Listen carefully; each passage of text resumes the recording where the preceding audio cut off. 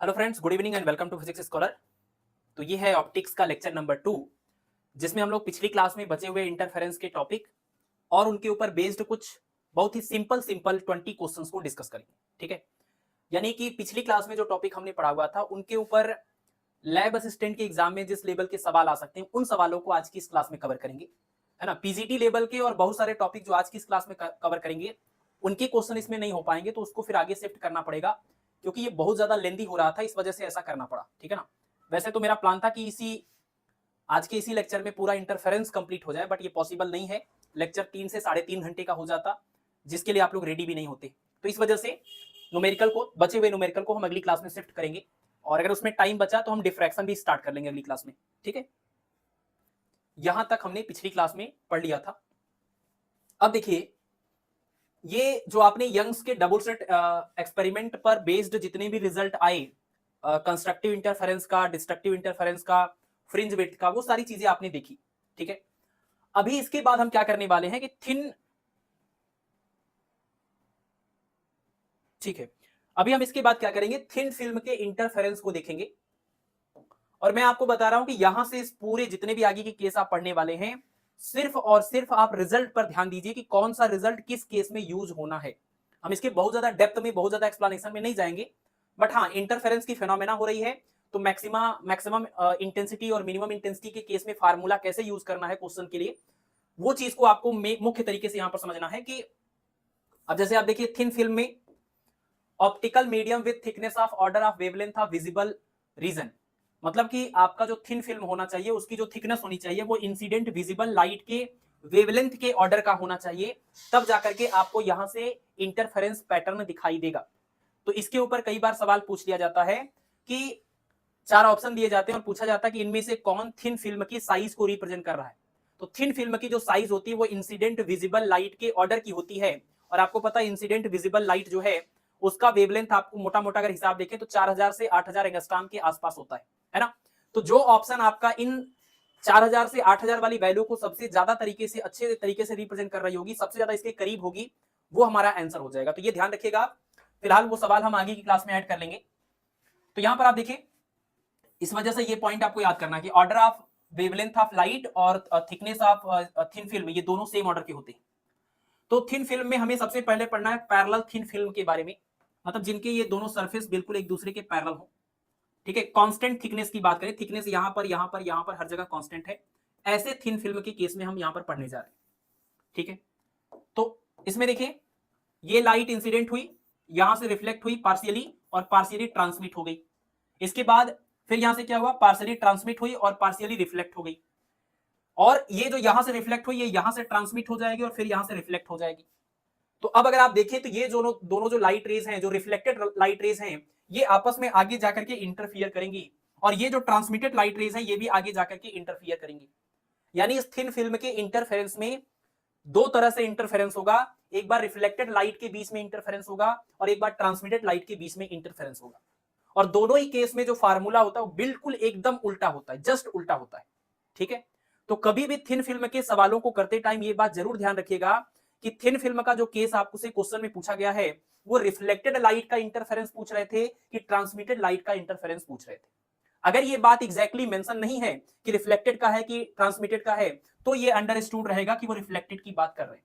लेकिन अगर वो स्पेशली बोल देते हैं तब तो आपको इसके साथ या इसके साथ, जैसा वहां बोला जाएगा सवाल में, वैसे आपको जाना और वैसा फार्मूला भी यूज करना है। ठीक है, तो यहां पर अच्छा, एक और चीज, अगर हम आपसे पूछें कि ये जो दोनों जो लाइट रेज हैं ये अभी कोहेरेंट लाइट सोर्स हैं, कोहेरेंट क्यों है, क्योंकि एक ही मेन सोर्स है, एक ही पेरेंट सोर्स है, ये दोनों क्रिएट हुए।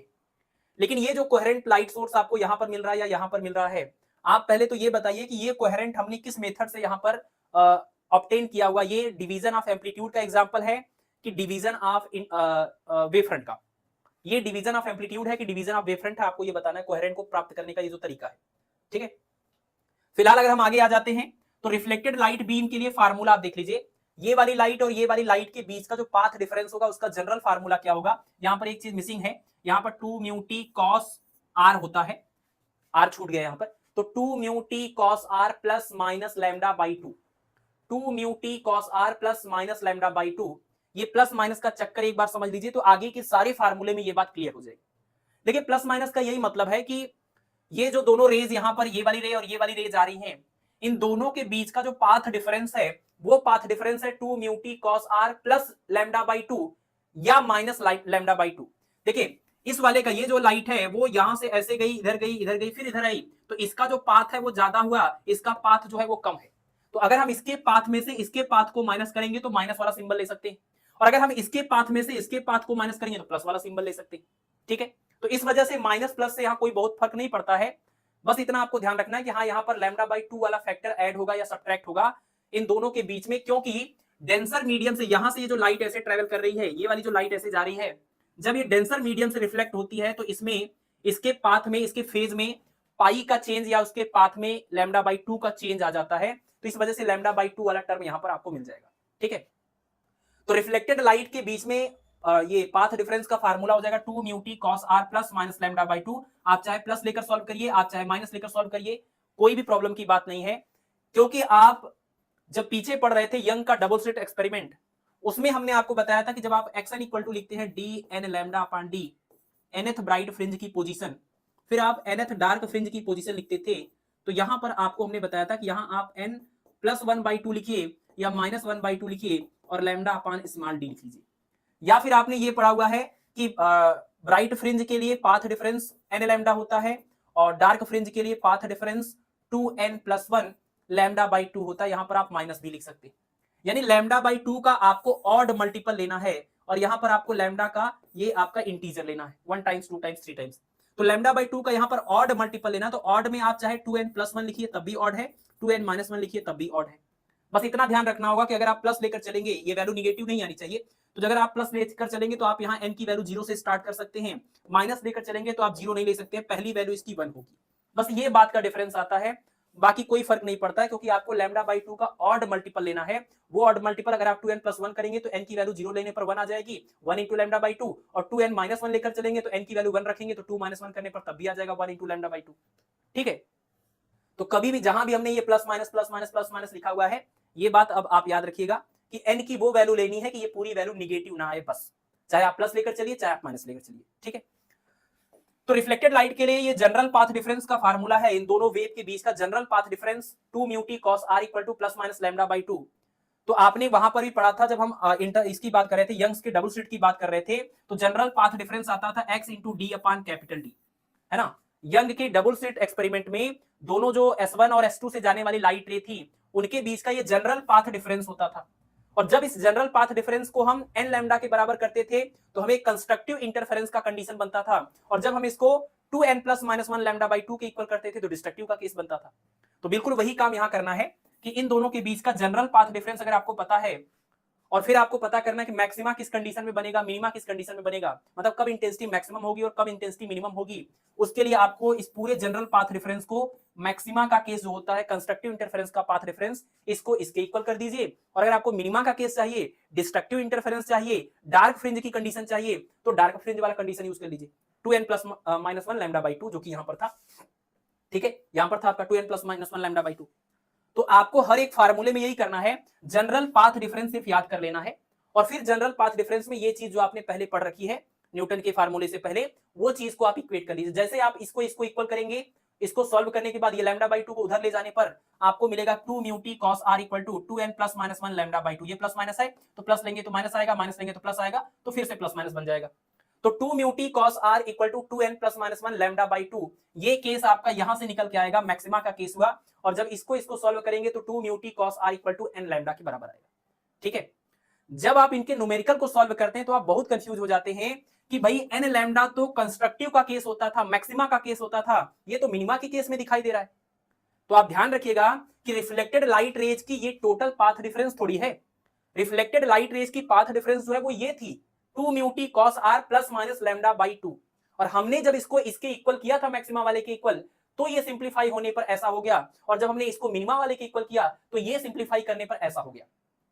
आप चाहे तो चेक कर लीजिए, इसको आप इधर जब लेकर के जाएंगे तो ये ऑड नंबर है, ये भी ऑड नंबर है, ऑड ऑड बन करके आपका ये ऐड हो जाएगा, लैम्डा बाई 2 ये है, लैम्डा बाई 2 ये है, तो कॉमन लेंगे, प्लस माइनस 1 जो होगा वो कैंसिल हो जाएगा, और 2 से 2 कैंसिल होगा, n लैम्डा आपको मिल जाएगा। ठीक है, तो कभी भी आप यहां से कंफ्यूज नहीं होंगे कि ये यहां पर तो ये मैक्सिमा वाला केस है लेकिन मिनिमा है, यहाँ मैक्सिमा मिनिमा वाला केस है, ये मैक्सिमा लिखा हुआ, यहां से कंफ्यूजन आएगा ही आएगा। आप सिर्फ जनरल पाथ डिफरेंस याद रखिए, फिर इसको मैक्सिमा मिनिमा जैसा आपको पता उसको उसके साथ करेंगे तो बिल्कुल ये उल्टा दिखाई देने लगेगा, ऐसा रिजल्ट आएगा। ठीक है, और ऐसा ही आगे हर जगह पर होगा, इस वजह से हम इसको इतना एक्सप्लेन कर दे रहे हैं। अब जैसे आप ये वाला केस देख लीजिए, ट्रांसमिटेड जो लाइट रेज होती हैं उनके बीच का जो जनरल पाथ डिफरेंस है, ये देखिए क्या है, 2 म्यू टी कॉस आर है। इसमें क्या था, 2 mu t cos r plus minus lambda by 2, और इसी लैम्डा बाई 2 की वजह से जब हम इसको और इसको सॉल्व करते थे तो ये ऐसा दिखता था। अभी ये लैम्डा बाई 2 वाला टर्म नहीं आएगा, तो 2 म्यू टी कॉस आर सिर्फ अगर है पाथ डिफरेंस, तो मैक्सिमा वाले केस में जब इसको आप इसके इक्वल रखेंगे तो ये एज इट इज आएगा, और मिनिमा वाले में इसके इक्वल रखेंगे तो एज इट इज आएगा, कोई डाउट नहीं है। ठीक है, तो आप देखिए जो यहां मैक्सिमा की कंडीशन थी वो यहां पर मिनिमा की कंडीशन है, जो यहां मिनिमा की कंडीशन थी वो यहां मैक्सिमा की कंडीशन है। तो ये चीज अगर आप याद करने से परेशान हो रहे हैं, सबसे बेस्ट तरीका होगा कि आप इनके जनरल पाथ डिफरेंस याद रखें, और फिर जो भी मैक्सिमा मिनिमा का सवाल है आप ऐसे इक्वेट कर लीजिए, उसके बाद आप उस क्वेश्चन को सॉल्व करिए। ठीक है, चलिए नेक्स्ट है जो कि आपका फ्रेसनेस बाइप्रिज्म और ये वेज सेव्ड फिल्म। सिर्फ और सिर्फ आपको यहां पर यही बात याद रखनी थी कि रिफ्लेक्टेड लाइट के लिए पाथ डिफरेंस का ये फार्मूला होता है, इस टाइप का होता है, और ये फार्मूला और अगली वाली स्लाइड का फार्मूला सेम ही है, 2 mu T cos r plus theta plus minus lambda by 2। ये रिफ्लेक्टेड लाइट के लिए, ट्रांसमिटेड में जाएंगे तो प्लस माइनस वाला टर्म छोड़ देना है पूरा, सिर्फ 2 mu T cos r plus theta. इसमें थीटा की वैल्यू 0 हो गई, क्यों? क्योंकि थीटा का मतलब होता है दोनों सरफेसेस के बीच का एंगल, और ये बिल्कुल पैरेलल सरफेस है तो थीटा इनके बीच का एंगल 0 हो जाएगा, तो यहां पर हमने थीटा हटा दिया है, यहां पर तो लिखना ही भूल गए, ये जो cos r प्लस थीटा था उसमें थीटा हट गया, सिर्फ r बचा हुआ है ना। तो ये दोनों तो बिल्कुल सेम ही चीज हो गए, और इस केस में सिर्फ आपको कैपिटल टी स्मॉल डी याद रखना है ताकि आप फ्रिंज वेट का फार्मूला निकाल सकें।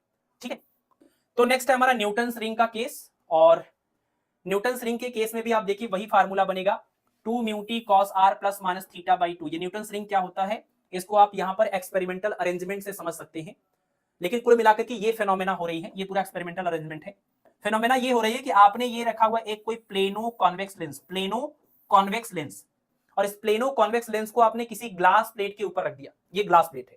तो जब ग्लास प्लेट के ऊपर कोई प्लेनो कॉन्वेक्स लेंस आप रखते हैं, तो अब आप देखिए ये वाली बाउंड्री और ये वाली बाउंड्री के बीच में क्या बना, इन दोनों के बीच में बन रहा है कोई एयर फिल्म, और किस शेप का बन रहा है, वेज शेप एयर फिल्म।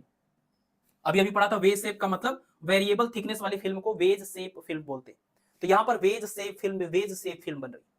तो न्यूटन्स रिंग का मतलब ये हुआ कि अगर हम एक ग्लास प्लेट के ऊपर प्लेनो कॉन्वेक्स लेंस को रख दें और उसके ऊपर लाइट को हम इंसिडेंट करें, तो ये जो लाइट आ रही है ये देखिए क्या होगा, यहां से थोड़ा रिफ्लेक्ट होगा, थोड़ा ट्रांसमिट होगा, जो ट्रांसमिट होगा वो यहां से थोड़ा अंदर भी जाएगा, मतलब इस ग्लास प्लेट की तरफ भी जाएगा, और यहां से थोड़ा रिफ्लेक्ट भी होगा, और जो अंदर गया था वो वापस रिफ्लेक्ट भी होगा, और रिफ्लेक्ट होकर के फिर से यहाँ ट्रांसमिट भी होगा, और ट्रांसमिट होकर के ये बाहर निकलेगा, और ये जो गया था ये रिफ्लेक्ट भी होगा लेकिन ट्रांसमिट भी होगा, तो जो ट्रांसमिट होगा इधर बाहर आएगा।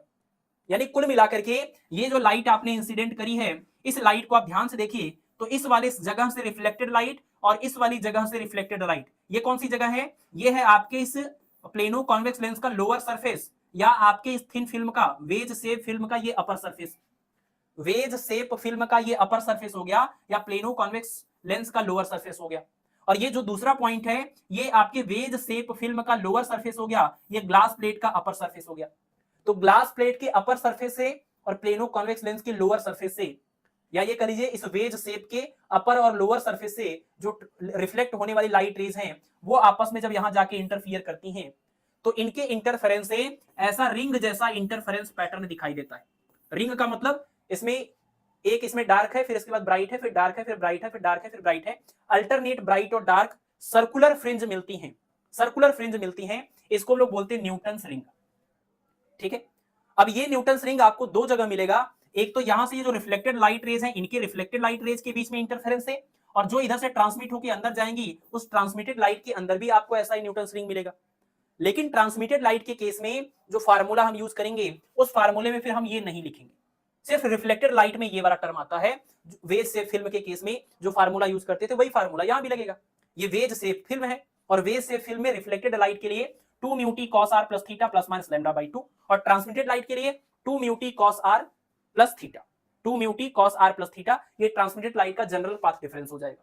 ठीक है, तो इसलिए न्यूटन के रिंग में वही पाथ डिफरेंस का फार्मूला आपको मिलेगा जो आपने पीछे वेज शेप्ड फिल्म के केस में देखा था, क्योंकि यहां पर भी वेज शेप फिल्म ही बनता है, और किसके बीच बनता है, ये बनता प्लेनो कॉन्वेक्स लेंस और ये ग्लास प्लेट के बीच में।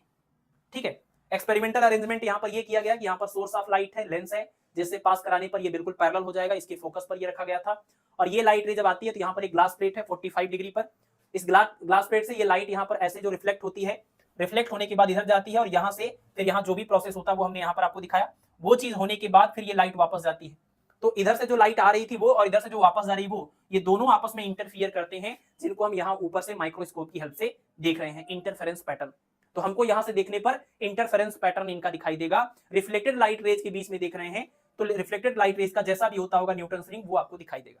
और अगर आप कोई अरेंजमेंट करके यहां से नीचे जाने वाली जो लाइट रे है उनका अगर आप देखेंगे, जो कि बड़ा मुश्किल चीज आपको दिख रहा है, भाई ग्लास प्लेट आपने सरफेस पर जमीन पर रखा हुआ है, अब इसके नीचे माइक्रोस्कोप लगाना पड़ेगा ट्रांसमिटेड लाइट को देखने के लिए। तो इसका मतलब अगर हम न्यूटन रिंग की बात कर रहे हैं तो ये बात अंडरस्टूड है कि हम रिफ्लेक्टेड लाइट के ही इंटरफेरेंस पैटर्न की बात कर रहे हैं, क्योंकि ट्रांसमिटेड के लिए तो आपको अपना सेटअप नीचे रखना पड़ेगा, यहां से आपको देखना पड़ेगा, और इसको अपने सरफेस पर रखकर आप एक्सपेरिमेंट कर रहे थे, है ना। तो इस वजह से ये अंडरस्टूड हो जाता है कि हाँ यहां पर रिफ्लेक्टेड लाइट का ही हमें इंटरफेरेंस पैटर्न देखना है, ठीक है। तो अब यहां पर देखिए न्यूटन रिंग एक्सपेरिमेंट जब हम करते हैं तो इस एक्सपेरिमेंट में ये जो लाइट रे है ये सरफेस के ऊपर, इस सरफेस के ऊपर बिल्कुल ऐसे नॉर्मल इंसिडेंट हो रही, बिल्कुल नॉर्मल लाइट गिरती है इसके ऊपर, यहां की तरह नहीं कि ऐसे कुछ एंगल बनाते, ऐसे कुछ एंगल बनाते हुए आती है, बिल्कुल नॉर्मल इंसिडेंस हो रही लाइट। और आप बताइए जब भी किसी सरफेस के ऊपर लाइट बिल्कुल नॉर्मल इंसिडेंट होगी तो एंगल ऑफ इंसिडेंस आई की वैल्यू 0 होगी, तो एंगल ऑफ रिफ्रैक्शन आर की वैल्यू भी क्या होगी, 0 होगी, क्योंकि स्नेल के फार्मूले से म्यू इज इक्वल टू होता है sine i upon sine r. Snell के फार्मूले से mu equal to sine i upon sine r. अगर आप आई की वैल्यू 0 रखते हैं तो साइन 0 बनेगा, और साइन 0 की वैल्यू 0, तो सॉल्व करने के बाद आपको मिलेगा साइन आर इक्वल टू 0, और साइन आर इक्वल टू 0 का मतलब आर इक्वल टू कितना, 0, है ना। यानी अगर किसी सरफेस के ऊपर लाइट को बिल्कुल नॉर्मल इंसिडेंट करें, नॉर्मल इंसिडेंट करने का मतलब आई एंगल की वैल्यू 0, तो इसका मतलब आर की वैल्यू भी क्या आएगी, 0 आएगी। और इस फार्मूले में जैसे हम आर की वैल्यू 0 रखेंगे, यहाँ थीटा 0 नहीं है, थीटा 0 नहीं है क्योंकि थीटा ये वाला एंगल है थिन फिल्म का, तो थीटा 0 नहीं, लेकिन आर की वैल्यू क्या हो जाएगी नॉर्मल इंसिडेंस के लिए आर प्लस थीटा। देखिए आर की वैल्यू तो 0 हो जाएगी, लेकिन थीटा बहुत स्मॉल होने की वजह से हम इसको 0 के आसपास अगर ले लें, क्योंकि ये फिल्म बहुत ही ज्यादा पतली बनेगी तो ये एंगल बहुत ही ज्यादा छोटा बनेगा, 0 नहीं रहेगा। भाई 0 बनने का मतलब कि ये बिल्कुल पैरेलल हो जाए, लेकिन ये 0 होता नहीं है, ये बहुत ही ज्यादा छोटा होता है। बट आर प्लस थीटा को हम अप्रोक्सीमेट 0 ले रहे हैं, बहुत ज्यादा छोटा एंगल होगा ये। तो आर तो नॉर्मल इंसिडेंस की वजह से 0 हो गया, थीटा बहुत ही ज्यादा छोटा था, तो आर प्लस थीटा को हम 0 ले रहे हैं, तो कॉस 0 की वैल्यू 1 हो जाएगी। और यहाँ पर एयर मीडियम है, इस फिल्म में एयर फिल्म बन रहा है, तो म्यू की वैल्यू 1 रख लेंगे, तो यानी म्यू की वैल्यू 1 और ये कॉस आर प्लस थीटा वाले टर्म की वैल्यू 1 रखेंगे, तो 2t plus minus lambda by 2, ये पाथ रेफरेंस का फार्मूला हम यूज करेंगे। मतलब न्यूटन्स रिंग में स्पेशली किसी भी नॉर्मल वेज शेप फिल्म में नहीं, किसी भी नॉर्मल वेज से फिल्म में हो सकता है कि वेज आपका ये फिल्म ऐसा बने कि थीटा की वैल्यू काफी ज्यादा हो, बट स्पेशली जब हम न्यूटन रिंग एक्सपेरिमेंट की बात करते हैं उसमें इस प्लेनो कॉन्वेक्स लेंस और ग्लास प्लेट का एंगल बहुत ज्यादा छोटा होता है ना। आप रखेंगे तो ये तो हम ऐसे दिखा रहे हैं, लेकिन ये इतना ज्यादा आपको दिखता नहीं है, तो ये बहुत ज्यादा छोटा होने की वजह से हम आर प्लस थीटा को 0 ले लेते हैं, तो ये पूरा हमारा इक्वेशन सॉल्व होकर के ऐसा बन जाएगा 2t प्लस माइनस में लैम्डा बाई 2। और ये हो गया general path reference reflected light rays के लिए। अब मैक्सिमा का केस है तो n लैम्डा के बराबर कर लीजिए, मिनिमा का केस है तो 2n प्लस माइनस, हाँ यहाँ पर n रहेगा, 2n plus minus 1 lambda by 2 के बराबर कर लीजिए।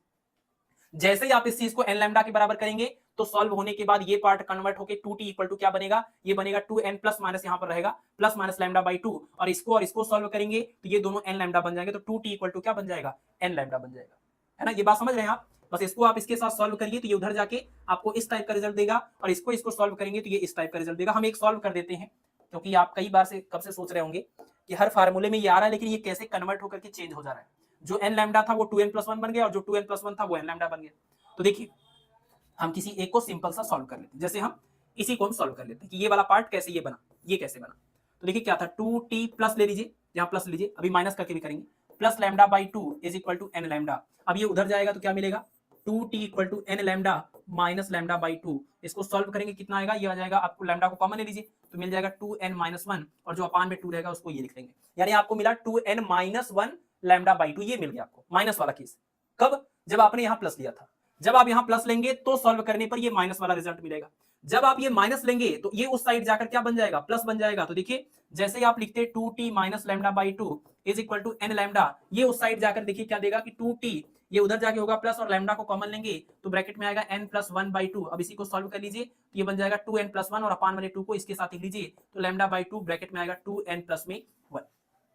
जब आप ये प्लस लेंगे, यहां पर प्लस लेंगे तो यहां माइनस वाला मिलेगा, जब माइनस लेंगे तो आपको प्लस मिलेगा। लेकिन दोनों बार ये बात तो कंफर्म हो गया ना कि 2t इक्वल टू आपको मिलेगा 2n प्लस 1 लैम्डा बाई 2 या फिर 2n minus 1 lambda by 2, 2n minus 1 lambda by 2। तो माइनस भी मिल सकता है, प्लस भी मिल सकता है, कुल मिला के लैम्डा बाई 2 का ऑड मल्टीपल आपको मिलेगा। ये आपका पहला केस प्रूव हो गया। अगर दूसरे वाले को प्रूव करना है तो ये भी चेक कर लीजिए कि इसको सॉल्व करने पर ये कैसे आता है, एन लैम्डा कैसे बन जाता है, तो इसको भी देख लेते हैं एक बार।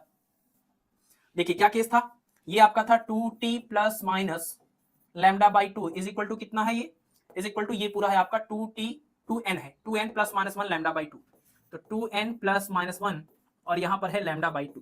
तो एक काम करते हैं, इसमें से आप एक प्लस वाला केस ले लीजिए, मान लीजिए तो 2t प्लस लैम्डा बाई 2, यहां भी प्लस ले लीजिए तो 2n प्लस 1 और यहां पर क्या हो जाएगा लैम्डा बाई 2, और ये प्लस लैम्डा बाई 2 है, ये प्लस लैम्डा बाई 2 है।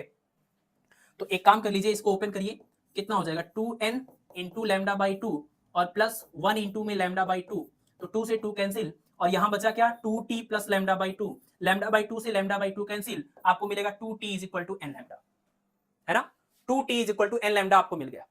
और ये कब मिला, जब आप यहां पर प्लस और यहां पर प्लस लेकर चल रहे थे तब। अगर आप यहां पर माइनस और यहां पर माइनस लेकर चलते तब क्या होता, तब भी वही चीज मिलेगा। कभी क्या होगा, यहां पर जो प्लस आया था प्लस में लैम्डा बाई 2 वो माइनस में आएगा, यहां जो प्लस में लैम्डा बाई 2 वो माइनस में आएगा, और माइनस में लैम्डा बाई 2 माइनस में लैम्डा बाई 2 फिर से एक दूसरे से कैंसिल होंगे, फिर से आपको मिलेगा 2t is equal to n into lambda. ठीक है, तो कुल मिलाकर के ये क्लियर है कि ये आता तो है, ये रिजल्ट यहां से ये रिजल्ट कैसे आता है, बिल्कुल रिवर्स हो जाता है, ये वाला मैक्सिमा वाला मिनिमा के साथ दिखने लगता है और मिनिमा वाला मैक्सिमा के साथ, क्योंकि ये वाला पार्ट जो है वो हर बार चेंज हो जाता है। ठीक है, ट्रांसपोज होकर के। तो general path reference in case of Newton's ring equal to 2t plus minus lambda by 2, ये बात आपको ध्यान रखनी होगी। ये तब हो रहा है जब आपका यहां पर एयर फिल्म है तब। कई बार सवाल में यहां पर होता क्या है कि न्यूटन्स रिंग का यूज करके हम लोग लिक्विड का रिफ्रैक्टिव इंडेक्स भी निकालते हैं। तो अगर यहां पर ग्लास प्लेट और प्लेनो कॉन्वेक्स लेंस के बीच में जो एयर फिल्म बन रहा है, अगर उसमें कोई म्यू रिफ्रैक्टिव इंडेक्स वाला लिक्विड अगर हम रख दें, तो अब ये लिक्विड का वेज से फिल्म बनेगा, और लिक्विड के केस में आप म्यू की वैल्यू 1 नहीं रख पाएंगे, तो इस फार्मूले में जहां जहां टी था उसके साथ साथ म्यू लगा रहेगा, यहां पर भी म्यू लगा रहेगा और यहां पर भी म्यू लगा रहेगा। तो इस वजह से जरूरी है कि आप जनरल फार्मूला याद रखिए, और जैसा सिचुएशन होगा उसके साथ आप उसको फिर रिड्यूस करके अपने क्वेश्चंस को सॉल्व करिएगा। ठीक है, अगर आप डायरेक्ट फार्मूला याद करके जाएंगे तो बहुत कंफ्यूजन इतना ज्यादा क्रिएट हो जाएगा। यहां पर और आता है कि ये जो रिफ्लेक्टेड लाइट रे के इंटरफेरेंस से आपका न्यूटन्स रिंग बनता है, और जो ट्रांसमिटेड लाइट के इंटरफेरेंस से जो आपका न्यूटन्स रिंग बनेगा, वैसे तो एक्सपेरिमेंट में तो हम रिफ्लेक्टेड वाला ही केस देखते हैं, है ना। तो रिफ्लेक्टेड लाइट के इंटरफेरेंस से जो आपका न्यूटन्स रिंग बनता है, उस न्यूटन रिंग का जो सेंट्रल रिंग बनेगा, वो सेंट्रल रिंग ब्राइट होता है कि डार्क होता है, ये बहुत फेमस सवाल है। और ये भी करके पूछते हैं कि रिफ्लेक्टेड का बताना है और ट्रांसमिटेड का बताना है।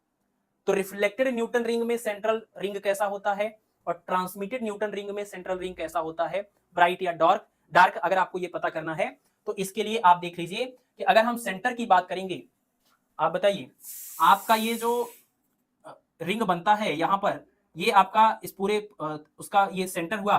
तो जब सेंटर की बात करेंगे तो सेंटर पर क्या होगा कि ये जो आपका वेज शेप फिल्म बन रहा है, सेंटर पर पहुंचने पर, यहां पर पहुंचने पर क्या हो जाएगा, टी की वैल्यू, थिकनेस की वैल्यू 0 हो जाएगी, और आपको रिंग जो होगा वो यहीं पर ऐसे ऊपर से देखने पर ये सेंटर पॉइंट है, तो इसी सेंटर पॉइंट के चारों ओर ऐसे ऐसे आपको रिंग वहां पर दिखाई देगा, ऐसे आप नोटिस करेंगे। तो सेंटर पॉइंट पर अगर आप थिकनेस की बात करें, सेंटर पॉइंट पर इस पूरे रिंग के सेंटर और इस पूरे प्लेनो कॉन्वेक्स लेंस का भी सेंटर, इसके सेंटर पर अगर आप जाएंगे तो वेज शेप फिल्म का जो थिकनेस है वो हो जाएगा 0, टी की वैल्यू क्या 0, क्योंकि थिकनेस यहां से ऐसे ऐसे बढ़ रही है, तो यहां पर 0 हो जाएगी। और जैसे आप 0 रखेंगे तो आप देखिए दोनों रिफ्लेक्टेड लाइट रेज का जो पाथ रेफरेंस का जनरल फार्मूला था, वो जनरल फार्मूला मिलेगा 2 म्यू टी। अब ये तो ये था ना 2t plus minus lambda by 2, जैसे आप t की वैल्यू 0 रखेंगे तो आपको प्लस माइनस लैम्डा बाई 2 मिलेगा। और आपको पता है लैम्डा बाई 2 का ऑड मल्टीपल जो होता है, दो वेव के बीच का जो पाथ डिफरेंस होता है, दो वेव के बीच का जो पाथ डिफरेंस होता है, अगर ये n लैम्डा टाइप का है तो इसका मतलब कि ये ब्राइट फ्रिंज देगा, और अगर ये 2n plus minus 1 lambda by 2 type का है तो ये आपको देता है डार्क फ्रिंज। तो हमने इन दोनों लाइट जो रिफ्लेक्टेड लाइट रेज हैं, इनका हमने पाथ रेफरेंस का ये फार्मूला लिखा था, और ये फार्मूला अब कन्वर्ट होकर के लैम्डा बाई 2 वाले फॉर्म में आ गया। आपको पता है इस लैम्डा बाई 2 वाले फॉर्म में डार्क फ्रिंज बनता है, तो इस यानी डिस्ट्रक्टिव इंटरफेरेंस होगा इन दोनों के बीच में। तो कह सकते हैं कि central fringe of reflected beam in Newton's ring is dark. Newton's ring experiment में रिफ्लेक्टेड लाइट का जो न्यूटन्स रिंग बनेगा, उसका जो सेंट्रल फ्रिंज होगा वो कैसा होगा, डार्क होगा। यानी रिफ्लेक्टेड लाइट का जो न्यूटन्स रिंग आपको मिलेगा वो कैसा मिलेगा, वो ऐसा मिलेगा, ऐसा ये डार्क मिलेगा बीच में, ये सेंट्रल वाला डार्क मिलेगा, फिर उसके बाद ब्राइट मिलेगा, फिर उसके बाद डार्क मिलेगा, फिर ब्राइट मिलेगा, फिर डार्क मिलेगा, फिर ब्राइट मिलेगा, ऐसा मिलेगा। बीच वाला डार्क होगा, फिर ये जो हमने जहां कुछ नहीं किया वो ब्राइट है, फिर हमने जहां पर पेन चलाया है वो आपका डार्क है, फिर ब्राइट है, फिर डार्क है, फिर ब्राइट है, फिर डार्क है, ऐसा चलेगा। तो सेंट्रल जो होगा, सेंट्रल फ्रिंज जो होगा वो डार्क होगा, रिफ्लेक्टेड लाइट के अंदर, ठीक है। अगर हम ट्रांसमिटेड लाइट की बात करते हैं, अब देखिए अगर हम ट्रांसमिटेड लाइट की बात करते हैं तो क्या होता, तो ट्रांसमिटेड लाइट के केस में सेंट्रल फ्रिंज कैसा बनेगा, बिल्कुल इसका उल्टा। भाई रिफ्लेक्टेड और ट्रांसमिटेड में λ/2 का डिफरेंस हमेशा आता है, बिल्कुल अपोजिट रिजल्ट देते हैं। जो यहां मैक्सिमा होता है वो वहां मिनिमा होता है, जो यहां मिनिमा का रिजल्ट होता है वो वहां मैक्सिमा का रिजल्ट होता है, क्योंकि उस वाले फार्मूले में λ/2 आएगा ही नहीं। तो ट्रांसमिटेड लाइट के लिए जो पाथ रेफरेंस होगा वो जाएगा 2 mu t cos r plus theta, ऐसे करके लिखेंगे। फिर हम इसकी वैल्यू 1 और म्यू की वैल्यू 1 रखेंगे तो 2t आएगा, और जैसे आप t की वैल्यू 0 रखेंगे तो ये पूरा रिजल्ट 0 हो जाएगा। यानी दोनों वेव के बीच का पाथ डिफरेंस 0 हो गया। और दो वेव के बीच का पाथ रेफरेंस 0 कहां आता है, यहां आता है। जब हम n की सबसे छोटी वैल्यू 0 लेते हैं तो ये पाथ रेफरेंस 0 हो जाता है। दो वेव के बीच का अगर पाथ रेफरेंस 0 है तो वो कंस्ट्रक्टिव इंटरफेरेंस का केस बनता है। तो यहाँ कंस्ट्रक्टिव इंटरफेरेंस हो रहा है ट्रांसमिटेड लाइट में, तो उसमें जो सेंट्रल फ्रिंज बनेगा वो आपका ब्राइट फ्रिंज बनेगा, ठीक है। तो एकदम क्लियरली याद कर लीजिएगा कि रिफ्लेक्टेड लाइट का जो सेंट्रल फ्रिंज होता है वो डार्क होता है, और ट्रांसमिटेड लाइट का जो सेंट्रल फ्रिंज होता है वो आपका ब्राइट होता है। ये सवाल फेमस टाइप का एकदम सवाल है, ये पूछा जाता है बार बार एग्जाम। यानी इस पूरे स्लाइड में सिर्फ आपको ये बात याद रखनी है, इसको यूज करने का तरीका आपने एक बार देख लिया, बस दोबारा से इसमें से कुछ भी और याद करने की जरूरत नहीं। बस इतना याद रखना है कि हाँ इस केस में जो थीटा होता है लगभग 0 के इक्वल बनता है, बहुत ही कम एंगल बनता है। और नॉर्मल इंसिडेंस की अगर बात करें तो इसमें आर भी 0 हो जाएगा, तो इसलिए आर प्लस थीटा पूरा 0 रख देंगे, म्यू की वैल्यू 1 रख देंगे एयर फिल्म के केस में। बाकी मैक्सिमा मिनिमा का केस कैसे यूज किया जाता है ये आपको पता है। चलिए नेक्स्ट है हमारा डायमीटर। तो देखिए न्यूटन्स रिंग में जो रिंग आपका बनता है, उस रिंग के अगर हम डायमीटर की बात करें तो डायमीटर का एक जनरल एक्सप्रेशन आपको याद करना होगा, इसका डेरिवेशन करना नहीं है आपको।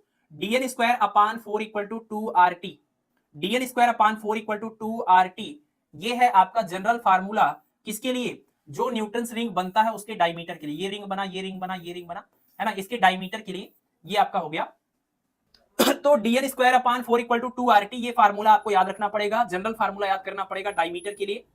अब अगर हम बात करें इसमें कि आप डार्क फ्रिंजेस के डायमीटर की बात कर रहे हैं कि ये जो आपके, क्योंकि डायमीटर ये चेंज होता रहता है ना, ये आपका साइज बढ़ेगा और साइज के बदलने का तरीका भी अलग है कि अभी डार्क और ब्राइट के बीच का गैपिंग ज्यादा है, और जैसे जैसे आप जाएंगे इनके बीच का गैपिंग क्या होता जाता है, कम होता जाता है।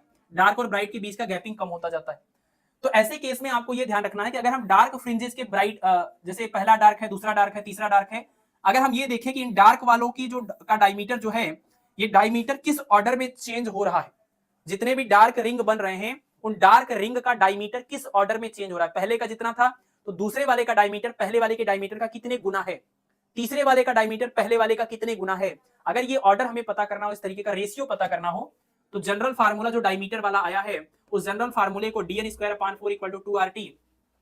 अब आपको ये बात तो पता ही है कि ये जो t का एक्सप्रेशन होगा, इस t की वैल्यू को हम निकालेंगे ब्राइट अगर डार्क फ्रिंज के लिए। तो अभी अभी पीछे हमने पढ़ा हुआ है कि डार्क के लिए देख लीजिए, डार्क के लिए 2t equal to n lambda आया था। कैसे 2t equal to n lambda आया होता है डार्क यानी कि मिनिमम इंटेंसिटी के केस में, और मैक्सिमम में 2t equal to 2n plus minus 1 λ/2 आया था। तो अगर हम डार्क की बात करेंगे 2t equal to n lambda होगा, t की जगह पर आप लिखेंगे n लैम्डा अपान 2, और ये n लैम्डा अपान 2 की वैल्यू अगर यहाँ पर रख दें तो ये डार्क वाले का डायमीटर बन जाएगा। तो डार्क वाले का diameter upon 4 equal to 2RT, और t की जगह पर n लैम्डा अपान 2 सॉल्व किया मल्टीप्लाई करके r into n into lambda, और ये 4 भी इधर चला जाएगा तो dn square equal to n into 4r into lambda. और अगर आप इसका स्क्वायर रूट लेते हैं तो dn proportional to under root यहाँ पर n बन जाएगा। और n क्या बता रहा है, n यहाँ पर बता रहा है ऑर्डर ऑफ रिंग, n जो है वो बता रहा है ऑर्डर ऑफ रिंग। पहले डार्क की बात करेंगे तो n की वैल्यू 1 रखेंगे, दूसरे डार्क की बात करेंगे तो n की वैल्यू 2 रखेंगे, तीसरे डार्क की बात करेंगे तो n की वैल्यू 3 रखेंगे। बाकी n के साथ साथ ये नंबर तो आएगा ही आएगा। तो अगर आपको सिर्फ रेशियो की बात करनी है d1 d2 d3, अगर इस तरह से रेशियो लेनी है डायमीटर्स का, तो देखिए dn स्क्वायर की वैल्यू अगर ये है तो स्क्वायर रूट लेंगे तो ये हटा दीजिए, ये इस रूट में चला जाएगा, ये पूरा पार्ट हर बार कांस्टेंट ही रहेगा। तो जब ऑर्डर बदलेंगे तो n की वैल्यू बदलेगी, तो d1 d2 d3 का रेशियो इज इक्वल टू हो जाएगा 1 2 3 4, जो भी आप रखेंगे वो आपको रेशियो इस तरीके से मिलेगा। मतलब ये जो ऑर्डर ऑफ रिंग है उसके स्क्वायर रूट के डायरेक्टली प्रोपोर्शनल होगा डायमीटर ऑफ डार्क रिंग या फिर मिनिमा वाला जो रिंग बन रहा है उसके केस में, ठीक है ना। चलिए आर क्या है, हाँ आर यहां पर है जो आपने ये प्लेनो कॉन्वेक्स, ये जो प्लेनो कॉन्वेक्स लेंस लिया था, इस प्लेनो कॉन्वेक्स लेंस का रेडियस ये, ठीक है ना, ये इसका ये रेडियस हुआ, ये चीज आ रहा है प्लेनो कॉन्वेक्स लेंस का रेडियस ऑफ कर्वेचर, इसको बोलते हैं रेडियस ऑफ कर्वेचर, ठीक है।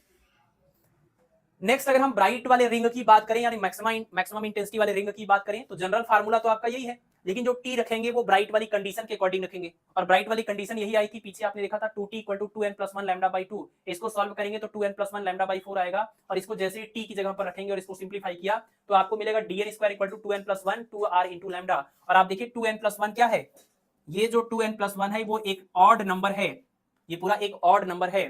तो आपको पता चल गया कि dn² प्रोपोर्शनल टू 2n+1, तो स्क्वायर रूट लेंगे तो dn proportional to under root 2n+1। यानी डार्क रिंग का जो डायमीटर है वो ऑर्डर के डायरेक्ट स्क्वायर रूट के डायरेक्टली प्रोपोर्शनल है, लेकिन ब्राइट वाले जो फ्रिंज हैं, ब्राइट वाले जो रिंग हैं, उनका जो डायमीटर है वो उनके ऑर्डर का 2 गुना +1, मतलब इस ऑड नंबर के स्क्वायर रूट के डायरेक्टली प्रोपोर्शनल है ना। तो पहले ब्राइट की अगर बात करें तो n की वैल्यू 1, दूसरे ब्राइट रिंग की बात करें तो n की वैल्यू 2।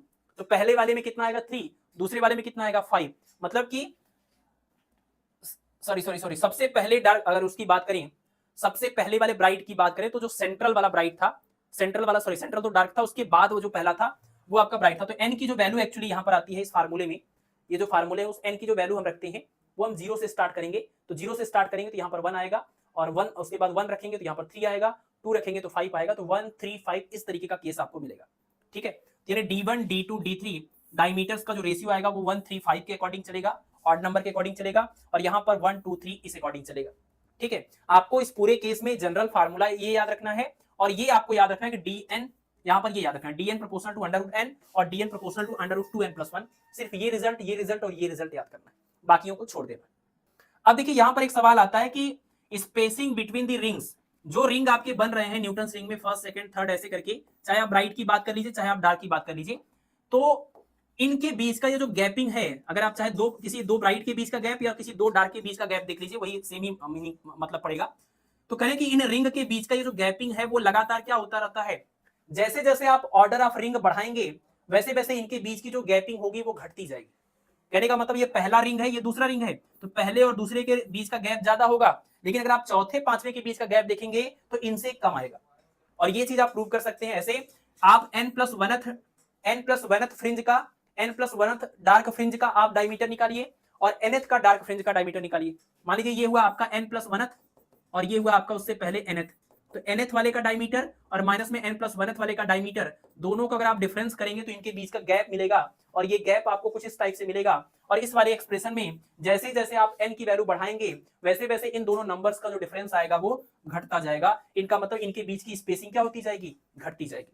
तो जैसे जैसे ऑर्डर ऑफ रिंग बढ़ता है वैसे वैसे उनके बीच की जो स्पेसिंग है वो घटती है। ये रिजल्ट आपको याद रखना, और ये आप अगर ऑब्जर्व कभी किए होंगे तब भी आपको पता है, जब आपका पहला शुरुआत का रिंग बनता था तो ऐसे बनता था, काफी दूर दूर था, लेकिन धीरे धीरे क्या होता है, ये लास्ट में जाते जाते इतना ज्यादा नजदीक होता है कि ये सब आपस में ओवरलैप होते हुए आपको कुछ इस टाइप से दिखाई देते हैं। तो रिंग के बीच का सेपरेशन जैसे जैसे आप दूर जाएंगे सेंटर से वैसे वैसे वो घटता जाता है। नेक्स्ट है हमारा एप्लीकेशन ऑफ न्यूटन्स रिंग। तो न्यूटन्स रिंग के दो इंपॉर्टेंट एप्लीकेशन,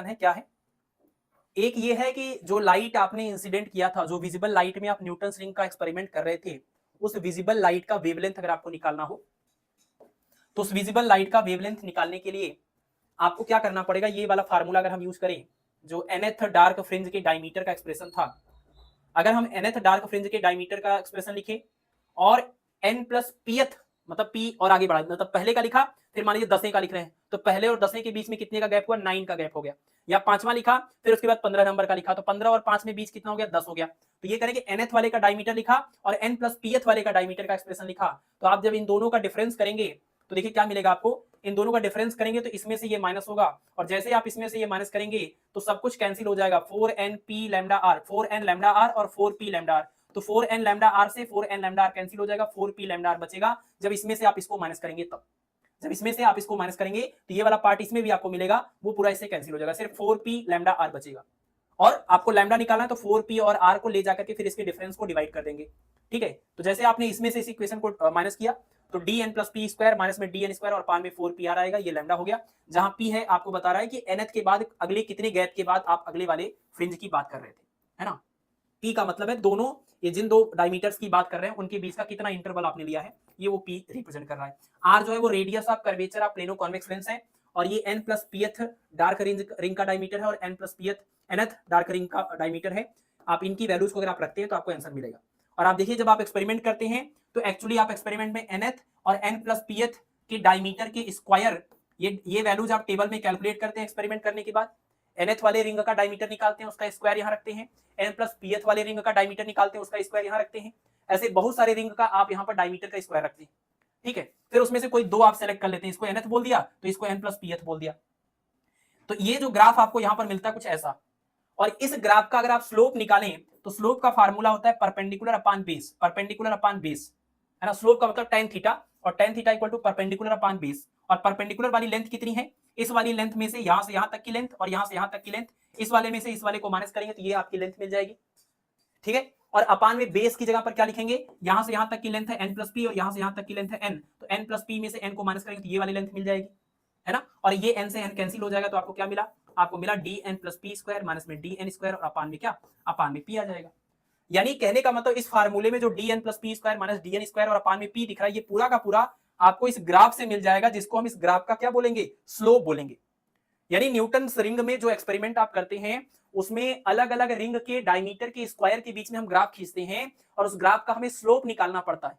और वो स्लोप हम जैसे यहां पर ये स्लोप है, पूरा ग्राफ का स्लोप है, जैसे आप इसकी वैल्यू रखेंगे 1/4r रहेगा, आप अब इसको सॉल्व करेंगे तो आपको मिल जाएगा लैम्डा की वैल्यू। तो ग्राफ प्लॉट करना पड़ता है, ग्राफ का स्लोप निकाल करके उसको 4 इंटू ये radius of curvature of plane of convex lens, इससे डिवाइड करेंगे तो आपको इंसिडेंट रेडिएशन की वेवलेंथ मिल जाएगी, ठीक है, वेवलेंथ मिल जाएगी। और नेक्स्ट क्या है कि रिफ्रैक्टिव इंडेक्स ऑफ लिक्विड, जो लिक्विड अगर आपने यूज किया था प्लेनो कॉन्वेक्स लेंस और ग्लास प्लेट के बीच में, अगर यहाँ कोई लिक्विड रख दें, वाटर रख करके चेक किया जाता है ना, तो अगर जो लिक्विड आपने यहाँ पर रखा, अब ये जो वेज शेप फिल्म बन रहा है वो एयर फिल्म नहीं है, और आप म्यू की वैल्यू 1 नहीं रख पाएंगे। तो ऐसे केस में जब आप यहाँ पर कोई लिक्विड यूज करते हैं तो उस लिक्विड का रिफ्रैक्टिव इंडेक्स भी हम यूज यहाँ पर कैलकुलेट कर सकते हैं। और देखिए फार्मूला क्या है, आप सोच रहे होंगे कि हर बार हम डार्क वाली रिंग का ही फार्मूला यहाँ पर और यहाँ पर क्यों यूज कर रहे हैं। आप ब्राइट वाले की रिंग का फार्मूला, डायमीटर का फार्मूला भी यूज कर सकते हैं, ये फार्मूला भी यूज कर सकते हैं, बट ये थोड़ा कॉम्प्लिकेटेड हो जाएगा। इसको ट्रीट करना काफी ज्यादा आसान है, और रिजल्ट दोनों से हमें मिलने वाला, उससे कोई फर्क पड़ेगा नहीं कौन सा फार्मूला आप यूज कर रहे हैं, इस वजह से इसको ज्यादा प्रीफर किया जाता है, dn square equal to 4n lambda r को। तो यहाँ पर भी वही किया गया है, यहाँ पर भी nth डार्क रिंग के डायमीटर का square equal to 4n lambda r, तो nth वाले का हो गया कहां पर, जब एयर वहां पर था तब। अगर एयर की बजाय कोई लिक्विड आप यूज करते तो क्या होता, लिक्विड के केस में ये जो वेवलेंथ होती, इंसिडेंट लाइट की जो वेवलेंथ होती वो चेंज हो जाती है, आपको पता है। मीडियम में जाने पर लाइट का वेवलेंथ चेंज कैसे होता है, कल वाली क्लास में पढ़ा था आपने।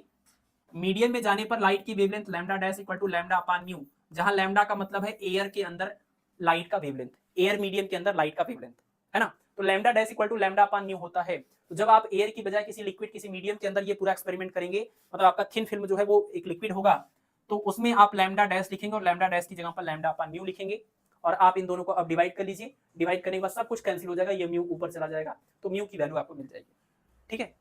तो इस तरीके से आप किसी लिक्विड का रिफ्रैक्टिव इंडेक्स और इस तरीके से यूज की गई लाइट का जो वेवलेंथ है वो आप निकाल सकते हैं, ठीक है। और ये आपका न्यूटन रिंग है रिफ्लेक्टेड लाइट का, जिसका सेंटर डार्क है, और उसके बाद अल्टरनेट ब्राइट और डार्क फ्रिंज मिलेंगे।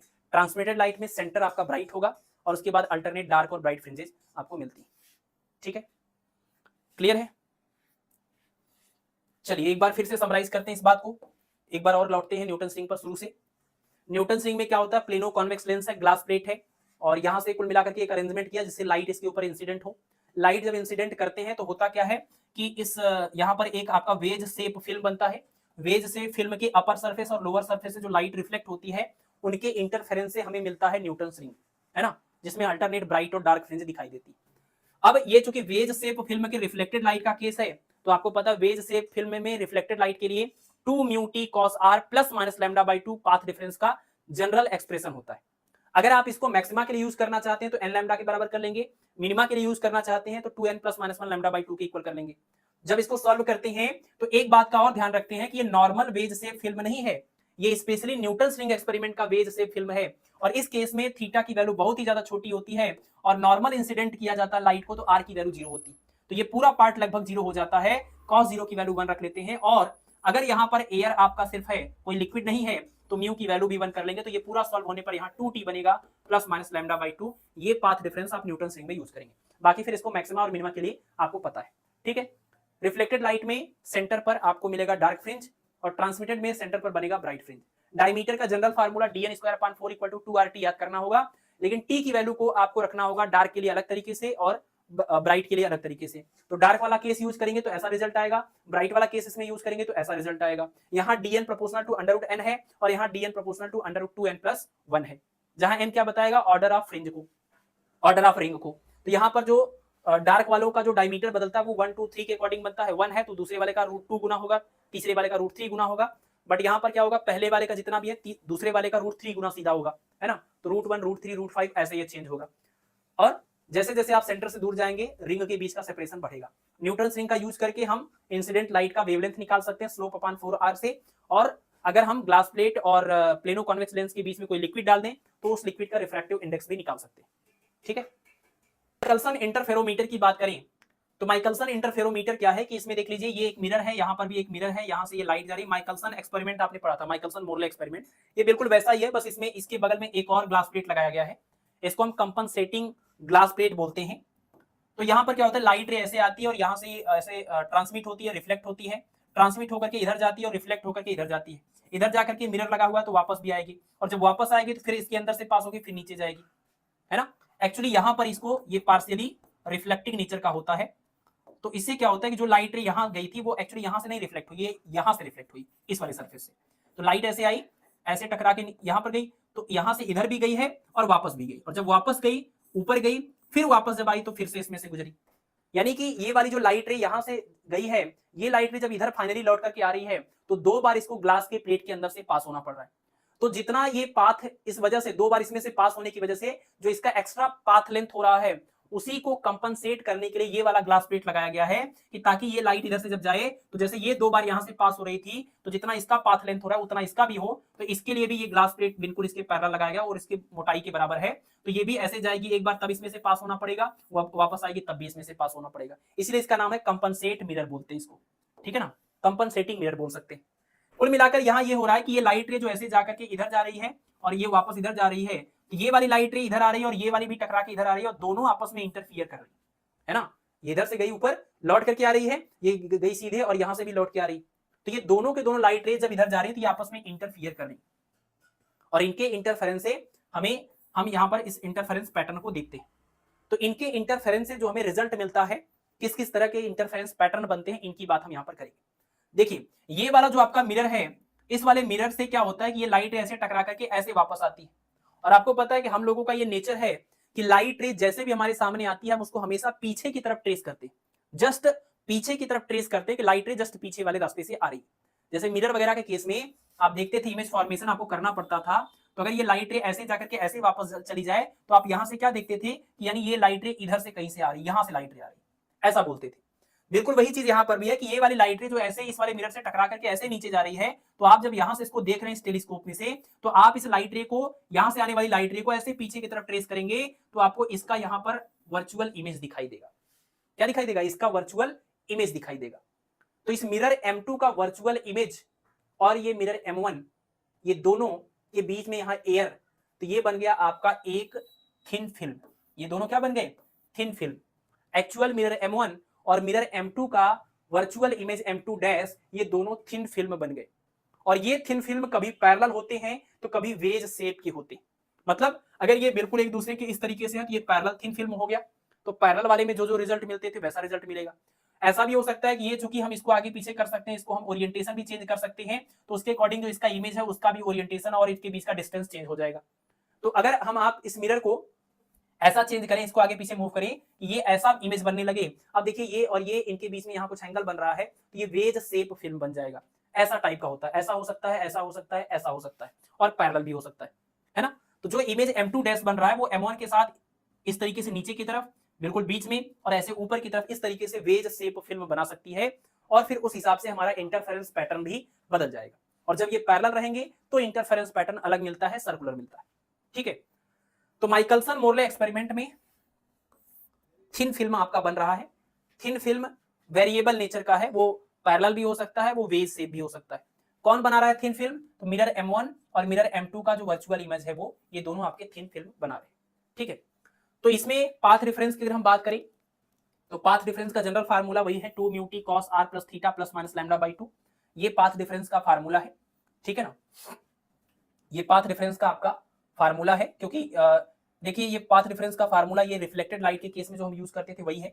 क्यों? क्योंकि ये लाइट रे यहाँ पर देखिए इस पहले वाले मिरर से रिफ्लेक्ट होकर के आई है और जो दूसरी लाइट है वो इस वाले मिरर से रिफ्लेक्ट होकर के ऐसे आई है और यही मिरर का इमेज बन रहा है यहाँ पर। तो ये जो ऐसे आ रही है इसको आप मानिए ऐसे आ रही है। तो इन दोनों मिरर से ये रिफ्लेक्टेड लाइट रेज जो आ रही है उनके बीच में इंटरफेरेंस हो रहा है। तो रिफ्लेक्टेड लाइट रेज वाला जो केस होता था वो हमने यूज कर लिया 2 mu t cos r plus theta plus minus lambda by 2। ठीक है, नॉर्मल इंसिडेंस के लिए आर की वैल्यू 0 होगी। ठीक है ना, नॉर्मल इंसिडेंस के लिए आर की वैल्यू 0 होगी। तो यहां पर इस वाले मिरर पर और इस वाले मिरर पर जो लाइट इंसिडेंट हो रही है बिल्कुल नॉर्मल इंसिडेंट हो रही है। तो एंगल ऑफ रिफ्लेक्शन की अगर बात करें तो ये आर की वैल्यू यहां पर क्या हो जाएगी 0। अगर एंगल ऑफ इंसिडेंस 0 है तो एंगल ऑफ रिफ्लेक्शन भी 0 होगा। तो आर की वैल्यू 0 रखेंगे, लेकिन थीटा यहां पर 0 नहीं है। थीटा यहां पर 0 नहीं है। थीटा का मतलब यह है कि इन दोनों के बीच का एंगल, और इन दोनों के बीच का एंगल कभी 0 हो भी सकता है और कभी नहीं भी हो सकता है। ठीक है, तो नॉर्मल इंसिडेंस के लिए आर की वैल्यू तो 0 कर लिया, बट थीटा की वैल्यू कभी 0 हो सकती है और कभी नहीं हो सकती है ना।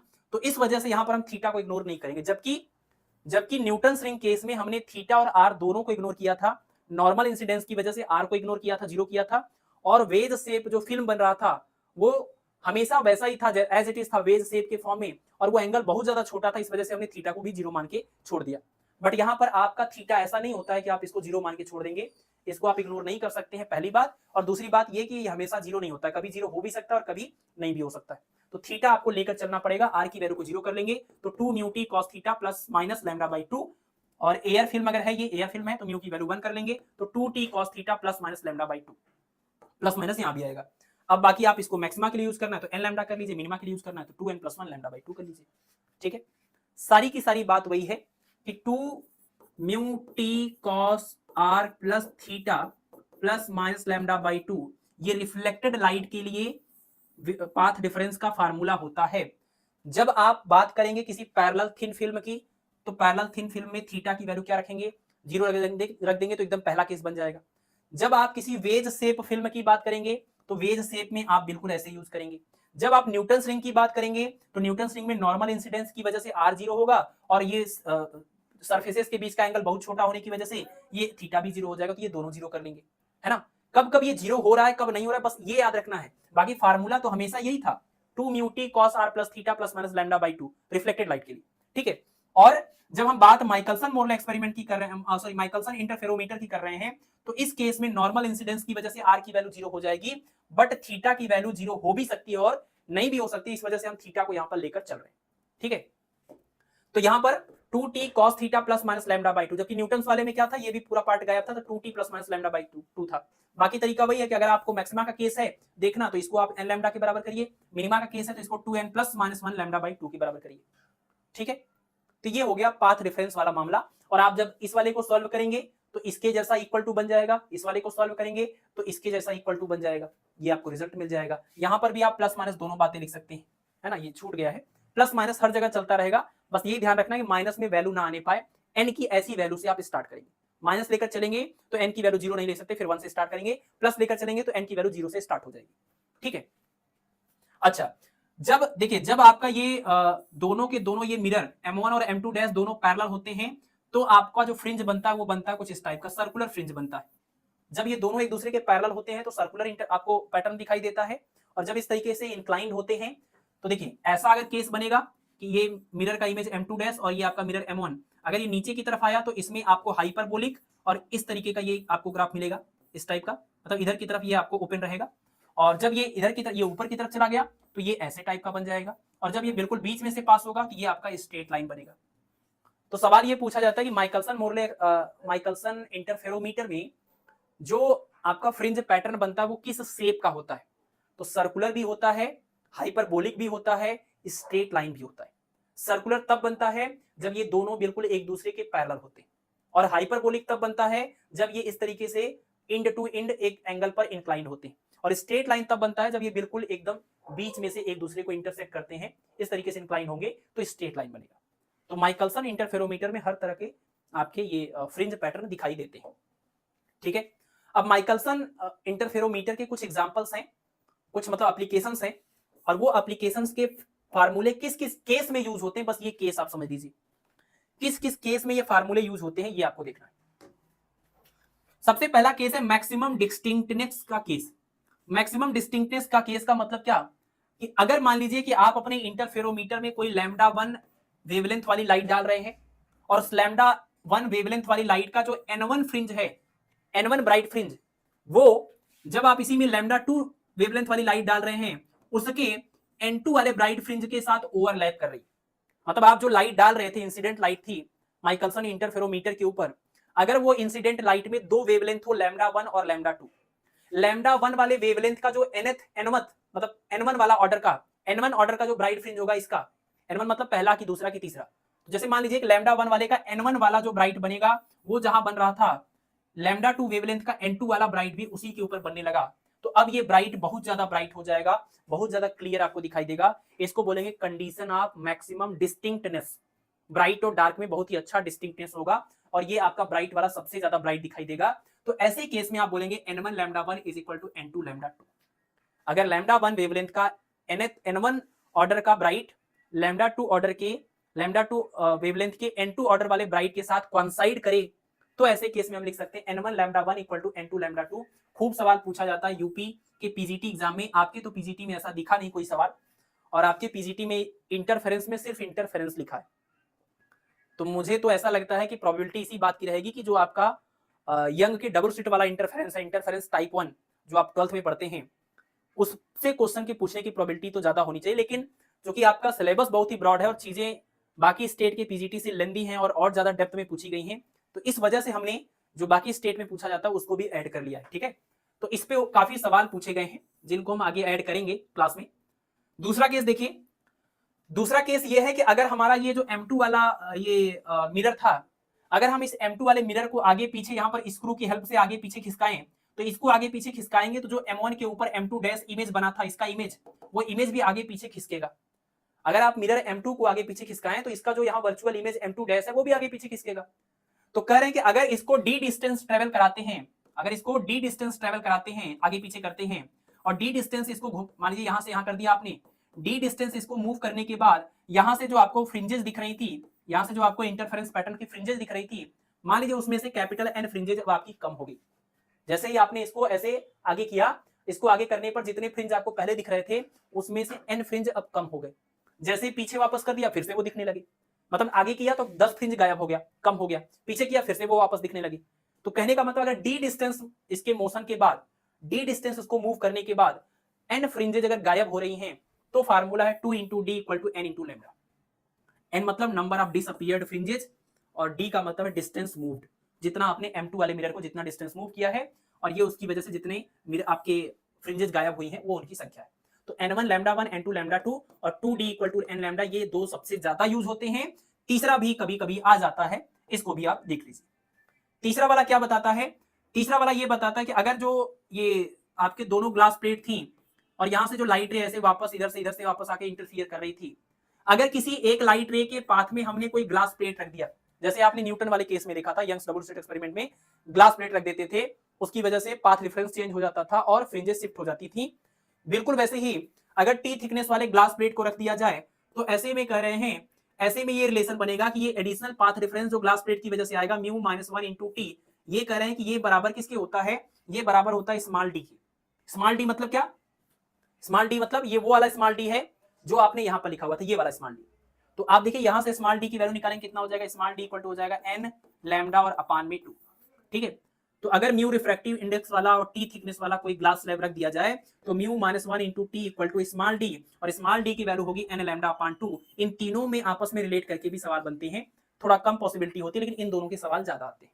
तो ये भी एक केस है, इसको भी आप ध्यान रखेंगे कि mu minus 1 into t equal to d, जहां डी का जो डी की वैल्यू आएगी वो इस वाले फार्मूले से आएगी N लैम्डा अपान में 2। ठीक है, ठीक है। और लास्ट केस है स्पेक्ट्रल विड्थ का। स्पेक्ट्रल विड्थ का मतलब ये है कि जो दो आपने लैम्डा 1 और लैम्डा 2 वेवलेंथ वाले रेडिएशन को डाल करके एक्सपेरिमेंट कर रहे थे, अगर हमें उन दोनों के बीच का गैप पता करना हो, डिफरेंस पता करना हो, यानी लैम्डा 1 माइनस लैम्डा 2 पता करना हो, इसी को हम बोल रहे हैं स्पेक्ट्रल विड्थ, दोनों के वेवलेंथ का डिफरेंस। तो spectral width delta lambda equal to, ये फार्मूला होता है लैम्डा 1 लैम्डा 2 अपान में 2d। ठीक है ना, लैम्डा 1 लैम्डा 2 और अपान में 2d। ये 2d में जो d है वो आप जान ही रहे कौन सा वाला d है, जिसको मूव जितना मोशन करना पड़ता है हमें उस अपने मिरर M2 को, ये वही वाला d है। तो लैम्डा 1 लैम्डा 2 अपान में 2d, और ये जो लैम्डा 1 लैम्डा 2 है इसकी जगह पर हम लिखते हैं लैम्डा का square. Lambda 1 into lambda 2 is equal to lambda का स्क्वायर, और अगर आप दोनों का स्क्वायर रूट ले लें तो आपको क्या मिलेगा, आपको मिल जाएगा लैम्डा 1 लैम्डा 2 स्क्वायर रूट में, और यहाँ पर आ जाएगा लैम्डा। तो यहाँ पर ये जो लैम्डा 1 इंटू लैम्डा 2 है उसकी जगह पर हमने लिख दिया लैम्डा का स्क्वायर। लेकिन यहाँ लैम्डा का मतलब क्या है ये बात ध्यान रखिएगा, लैम्डा का मतलब है अंडर रूट लैम्डा 1 लैम्डा 2, मतलब इन दोनों वेवलेंथ का ये है इसको क्या बोलते हैं, इसको बोलते हैं जियोमेट्रिकल मीन, जियोमेट्रिकल मीन बोलते हैं ना इसको, अंडर रूट लैम्डा 1 लैम्डा 2। तो ये जियोमेट्रिकल मीन निकाला जाएगा, गुणात्मक माध्य निकाला जाएगा, वो लैम्डा जो आएगा उसको यहाँ पर रखेंगे। तो delta lambda equal to lambda square upon में 2d, और लैम्डा का मतलब अंडर रूट लैम्डा 1 लैम्डा 2। ठीक है, तो ये चौथा फार्मूला हो गया जो माइकलसन इंटरफेरोमीटर के लिए है। बाकी ये चीज आप पीछे ही देख चुके हैं कि जब दोनों M1 और M2 डैश पैरेलल होते हैं तो सर्कुलर फ्रिंज बनता है, और जब वो वेज शेप की तरह होते हैं तो हाइपरबोलिक दो केस में बनता है और एक केस में स्ट्रेट लाइन बनता है। ठीक है, अब यहाँ पर लिखा हुआ लोकलाइज्ड फ्रिंज और यहाँ पर लिखा हुआ फ्रिंजेस ऑफ इक्वल इंक्लाइनेशन या हेडिंजर फ्रिंजेस। तो इन फ्रिंजेस का मतलब क्या है, ये नाम कब कब हम यूज करते हैं, बस वो चीज समझ लीजिए क्लास आपकी ये वाला। एक होता है लोकलाइज्ड फ्रिंजेस और एक होता है अनलोकलाइज्ड फ्रिंजेस। तो सिर्फ नाम से ही क्लियर है ये बात, नाम से ही क्लियर है। लोकलाइज्ड फ्रिंजेस का मतलब कि वो फ्रिंज जिसका एक लोकेशन होगा, जिसका एक एग्जैक्ट लोकेशन होगा कि हाँ ये फ्रिंज, ये इमेज वहीं पर बन रही है, वो लोकलाइज्ड हो गया। और जो नॉन लोकलाइज्ड है, अनलोकलाइज्ड है, उसका कोई फिक्स लोकेशन नहीं होगा, उसका पूरा रेंज होगा कि कहीं भी आप जाकर के देख लीजिए आपको वो पैटर्न दिखाई देगा, है ना, वही चीज है। बाकी आप इसको पढ़ लीजिएगा, कोई स्पेशल चीज है नहीं इसके अंदर, बस ये नाम में ही जो भी चीज है बस वो बात आप ध्यान रखिए, है ना, कि सर्टेन स्पेस पर बनता है, रिस्ट्रिक्टेड टू अ सरफेस, एक सरफेस पर रिस्ट्रिक्ट होता है ये, और इसमें ऐसा कोई रिस्ट्रिक्शन नहीं होता है। ये ब्रॉड सोर्स से बनते हैं, ये पॉइंट सोर्स से बनते हैं। इसमें फिर वही बात है कि formed at certain location and seen by microscope, और इसमें कोई सर्टेन लोकेशन नहीं होता है। इसका एग्जांपल है न्यूटन्स रिंग। अब देखिए न्यूटन्स रिंग में कह रहे हैं कि जो एक्सपेरिमेंट, जो रिजल्ट बनेगा, जो मतलब आपको फ्रिंज पैटर्न दिखाई देगा वो लोकलाइज्ड है, और यंग्स के डबल स्लिट एक्सपेरिमेंट में जो बनेगा वो अनलोकलाइज्ड है। जरा इस वाले को हम समझते हैं एग्जांपल से। न्यूटन इसमें यंग्स डबल स्लिट एक्सपेरिमेंट में आप क्या बोलते थे, आप ये बोलते थे कि ये आपका स्लिट S1 है, ये स्लिट S2 है, और ये आपका स्क्रीन है, और स्क्रीन पर आपको पैटर्न दिखाई देगा, फ्रिंज पैटर्न दिखाई देगा। तो इसका ये मतलब थोड़ी है कि आपका जो पैटर्न है वो इसी स्क्रीन पर आपको सिर्फ दिखाई देगा। अगर आप इसको यहां पर स्क्रीन की बजाय यहां स्क्रीन रख दे तब भी उसमें बनेगा, और इसको यहां की बजाय यहां पर रख दे तब भी उस पर बनेगा। मतलब जो इंटरफेरेंस पैटर्न है उसका कोई फिक्स जगह नहीं है, हाँ बस वो क्लियरली आपको दिखाई दे। उसमें बहुत सारी जो बातें हैं, सस्टेन्ड इंटरफेरेंस और तमाम चीजें जो हैं, उसके लिए हमने डिस्टेंस को कुछ वैल्यू रखी थी, लेकिन ये एग्जैक्टली यहीं पर बन नहीं रहा है। आप इसको पीछे करेंगे तब भी आपको दिखेगा, आगे रखेंगे तब भी आपको दिखाई देगा। इसका मतलब अनलोकलाइज्ड फ्रिंज हो गया यंग्स के डबल स्लिट एक्सपेरिमेंट के अंदर, है ना। जबकि यहां पर अगर आप देखें, ये आपका जो लोकलाइज्ड फ्रिंज है न्यूटन्स रिंग है, तो न्यूटन्स रिंग में जो आपके सर्कुलर फ्रिंजेस दिखाई देते हैं, वो सर्कुलर फ्रिंजेस का एक फिक्स लोकेशन है कि आपका ये जो ग्लास प्लेट है, और ये आपका क्या है, ये है आपका वो प्लेनो कॉन्वेक्स लेंस। तो प्लेनो कॉन्वेक्स लेंस और ग्लास प्लेट से जो लाइट रेज आ रही है, लाइट रेज आ रही है, इन दोनों के इंटरफेरेंस से जो आपको इमेज दिखाई दे रहा है, वो इमेज का एक फिक्स्ड लोकेशन है। यहां से इनके इंटरफेरेंस से जो इमेज आपको दिख रहा है उनका एक फिक्स्ड लोकेशन है। इस वजह से इसके केस में बनने वाले फ्रिंज को या रिंग को हम क्या बोल रहे हैं, लोकलाइज्ड रिंग या लोकलाइज्ड फ्रिंज। ठीक है, तो लोकलाइज्ड का मतलब जिसका एक फिक्स लोकेशन होगा कि हाँ ये यहीं पर बनेगा, जबकि अनलोकलाइज्ड में ऐसी कोई फिक्स जगह नहीं होती, उसका पूरा एक रेंज होता है। जैसे एक एग्जांपल और ले लें, आपको दिखाई देगा। इसका मतलब कि जो आपके फ्रिंजेस बने हैं उनका कोई फिक्स सरफेस नहीं है, कोई रिस्ट्रिक्टेड नहीं है, तो आप बोल सकते हैं ये कैसा है, ये अनलोकलाइज्ड आपका फ्रिंज है। ठीक है, तो लोकलाइज्ड या अनलोकलाइज्ड में सिर्फ यही बात है। एग्जांपल्स आप याद कर लीजिए, न्यूटन्स रिंग यहां पर है और यंग्स डबल स्लिट यहां पर है, बाकियों को भी आप इसी में कैटेगराइज कर लेते हैं, कर सकते हैं। इसके बाद फ्रिंजेस के नाम में लोकलाइज्ड और अनलोकलाइज्ड के साथ साथ एक और बात यहां पर आती है कि फ्रिंजेस ऑफ इक्वल थिकनेस और फ्रिंजेस ऑफ इक्वल इंक्लाइनेशन, ये नाम भी यूज होगा। तो फ्रिंजेस ऑफ इक्वल थिकनेस कब यूज होगा और फ्रिंजेस ऑफ इक्वल इंक्लाइनेशन कब यूज होगा, ये समझिए। Fringes of equal thickness use तब होता है जब, इसका दूसरा नाम ये भी है ना, ये EAU करके फिज्यू फ्रिंजेस बोल सकते हैं, जो भी आप इसको पढ़ लीजिए। अगर R की वैल्यू कांस्टेंट है और T की वैल्यू वेरिएबल है, R की वैल्यू कांस्टेंट है और T की वैल्यू वेरिएबल है, इसका मतलब जो एंगल ऑफ इंसिडेंस है वो कांस्टेंट है, सॉरी एंगल ऑफ रिफ्रैक्शन, और जो T की वैल्यू है वो वेरिएबल है, मतलब थिकनेस ऑफ द फिल्म अगर ये वेरिएबल है, तो इस केस में जो भी आपको फ्रिंज दिखेगा उसको आप बोलेंगे फ्रिंजेस ऑफ इक्वल थिकनेस। ठीक है, जैसे ये वेज शेप जो फिल्म है, इस वेज शेप के केस में अगर आप लाइट जो डाल रहे हैं वो लाइट के लिए एंगल ऑफ रिफ्रैक्शन कांस्टेंट है, बट आप इस फिल्म में देखिए थिकनेस जो है ये लगातार यहाँ पर वेरी हो रही है, तो इस केस में जो भी आपको फ्रिंज मिलेगा उसको बोलेंगे फ्रिंजेस ऑफ इक्वल थिकनेस। यानी न्यूटन्स रिंग जो है उसमें जो आपको फ्रिंजेस दिखती हैं उस वो कौन से केस का कौन सा एग्जांपल है, वो फ्रिंजेस ऑफ इक्वल थिकनेस की हैं और साथ ही साथ लोकलाइज्ड है। न्यूटन रिंग में जो फ्रिंजेज बनती है वो लोकलाइज्ड और फ्रिंजेज ऑफ इक्वल थिकनेस होती है। इसी तरीके से फ्रिंजेज ऑफ इक्वल इंक्लाइनेशन होता है, ये बिल्कुल इसका उल्टा। यहां पर आर कांस्टेंट था, टी वेरिएबल था, यहां टी कांस्टेंट रहेगा, आर वेरिएबल है। आर वेरिएबल है, टी कांस्टेंट है, देखिए यहां पर पूरा टी कांस्टेंट है। लेकिन जो लाइट रे इंसिडेंट हो रही है वो अगर अलग अलग एंगल पर इंसिडेंट हो तो उसके लिए आर की वैल्यू अलग अलग होगी, और उस वजह से जो आपके फ्रिंज बनेंगे उनको हम बोलेंगे फ्रिंजेज ऑफ इक्वल इंक्लाइनेशन। ठीक है, और इसके एग्जांपल्स हैं आप फैब्री पेरो इंटरफेरोमीटर जो हम नहीं पढ़ रहे हैं, माइकलसन इंटरफेरोमीटर। ठीक है, तो ऐसे केस में हम इनको बोलेंगे फ्रिंजेज ऑफ इक्वल इंक्लाइनेशन। ठीक है, तो बस ये वाली बात याद रख लीजिए, ये फ्रिंजेज ऑफ इक्वल इंक्लाइनेशन में टी कांस्टेंट है, आर वेरिएबल है। फ्रिंजेज ऑफ इक्वल थिकनेस में आर कांस्टेंट है, टी वेरिएबल है। ये इनकी पहचान और ये इनके एग्जांपल्स हो गए, न्यूटन रिंग और यहां पर है माइकलसन इंटरफेरोमीटर। ठीक है, तो ये नॉमेनक्लेचर कई बार पूछ लिया जाता है कि न्यूटन रिंग में जो फ्रिंज बना वो कौन सा होता है, इक्वल थिकनेस का होता है कि इक्वल इंक्लाइनेशन का होता है। इसी तरह से इसमें पूछ लेते हैं कि इक्वल इंक्लाइनेशन है कि इक्वल थिकनेस है। तो इस तरह के सवाल पूछ लिए जाते हैं एग्जाम में। ठीक है, चलिए तो ऐसा करते हैं कि न्यूमेरिकल, जो इसका न्यूमेरिकल है उस न्यूमेरिकल को हम आज नहीं करते हैं, बट 5 मिनट खाली आप देख लीजिए, कोई क्वेश्चन नहीं, कोई न्यूमेरिकल नहीं करेंगे, बस ऐसे ही आप देख लीजिए सिंपल सा, जो भी आपने पीछे पढ़ा हुआ पिछली क्लास में उनसे देखिए कैसे कैसे सवाल बनते हैं। सिर्फ आप ये देखिए कि हाइगेन का कॉन्सेप्ट ऑफ सेकेंडरी वेव, हाइगेन्स का जो सेकेंडरी वेव का कॉन्सेप्ट है वो क्या देता है, allow us to find the focal length of thin lens, gives the magnifying power of microscope, is geometrical method to find a wavefront, is used to determine the velocity of light. तो Huygens की secondary wave या secondary wavelets का जो concept था वो क्या था कि जब भी कहीं किसी सोर्स से लाइट निकलती है तो मीडियम के पार्टिकल ऑसिलेट करते हैं। मीडियम के पार्टिकल जब ऑसिलेट करते हैं तो कोई ऐसा सरफेस जिसमें सभी पार्टिकल सेम फेज में ऑसिलेट करते होंगे, उस इमेजिनरी सरफेस को हम क्या बोलेंगे, इसको हम लोग बोलते हैं वेवफ्रंट। वेवफ्रंट का हर एक पॉइंट एक नए सोर्स की तरह काम करता है, वेवफ्रंट का हर एक पॉइंट एक नए सोर्स की तरह काम करता है, और इनसे जो वेव निकलती है उसको हम बोलते हैं सेकेंडरी वेव। और सेकेंडरी वेव को स्पर्श करते हुए कोई सरफेस बनाए तो ये सरफेस वेवफ्रंट की नई पोजीशन को रिप्रेजेंट करता है। तो हाइगेन्स का जो प्रिंसिपल है उसमें जो सेकेंडरी वेवलेट्स का कॉन्सेप्ट है वो वेवफ्रंट की नई पोजीशन बताने के लिए तो यूज होता है। तो इसका answer option number C correct. According to modern theory for nature of light, the light है, मॉडर्न थियरी के अकॉर्डिंग लाइट के पास कौन सा नेचर है, वेव नेचर, पार्टिकल नेचर, दोनों या इनमें से कोई नहीं। तो आपको पता है ना कि मॉडर्न थियरी के अकॉर्डिंग पहले वेव मानते थे, पहले न्यूटन का कॉन्सेप्ट आया कॉर्पस्कल का, उसके बाद हाइगेन्स का वेव थियरी आया, उसके बाद इलेक्ट्रोमैग्नेटिक थियरी मैक्सवेल का आया, उसके बाद आपका जो है प्लांक का क्वांटम प्रिंसिपल आया, उसके बाद आपकी मॉडर्न थियरी आई जो कि वेव पार्टिकल सॉरी जो कि dual nature, wave and particle nature दोनों की बात करता है। तो मॉडर्न थियरी के अकॉर्डिंग लाइट कभी किसी फेनोमेना में वेव की तरह बिहेव करती है और कभी पार्टिकल की तरह बिहेव करती है। इंटरफेरेंस, डिफ्रैक्शन, पोलराइजेशन ये वेव से एक्सप्लेन होगा, और आपका कॉम्पटन इफेक्ट और photo electric effect, Raman effect, ये पार्टिकल नेचर से एक्सप्लेन होगा। तो इस सवाल का आंसर हो जाएगा क्या, ऑप्शन नंबर, इसका जवाब हो जाएगा ऑप्शन नंबर सी। लाइट जो है वो पार्टिकल और वेव दोनों का नेचर शो करता है ना। बस ऐसे ही प्रॉब्लम देख लेते हैं, कोई न्यूमेरिकल हम सॉल्व नहीं करेंगे। जैसे ये वाला सवाल देखिए कि the wavefront of a distant source of unknown shape is approximately, अगर कोई बहुत दूर कोई लाइट का सोर्स है तो वहां से हमारे पास पहुंचने वाला वेवफ्रंट किस टाइप का होगा, और जो सोर्स वहां पर है उसका शेप हमें नहीं पता है कि वो किस शेप का है। तो ऑप्शन दिया हुआ स्फीरिकल, सिलेंड्रिकल, इलिप्टिकल और प्लेन। तो आपने पढ़ा हुआ है कि जब हमारा लाइट का सोर्स कैसा हो, जब हमारा लाइट का सोर्स पॉइंट सोर्स होता है तो इसका जो वेवफ्रंट होता है वो स्फीरिकल होता है। जब लाइट का सोर्स हमारा लीनियर होता है तो इसका जो वेवफ्रंट होता है वो सिलेंड्रिकल होता है। लेकिन जब ये लाइट का सोर्स हमारा किसी भी शेप का हो, जब ये आगे बढ़ते बढ़ते बहुत दूर जाएगा, ऑब्जर्वर के पास पहुंचेगा, तो इसका जो छोटा सा हिस्सा होगा वो प्लेन के जैसा दिखाई देगा, प्लेन वेवफ्रंट की तरह दिखाई देगा। तो इसका आंसर ऑप्शन नंबर डी हो जाएगा। तो अननोन शेप वाले किसी भी वेवफ्रंट का बहुत दूर पहुंचने के बाद जो हिस्सा मिलेगा ऑब्जर्वर को वो हो जाएगा प्लेन वेवफ्रंट, है ना, प्लेन वेवफ्रंट।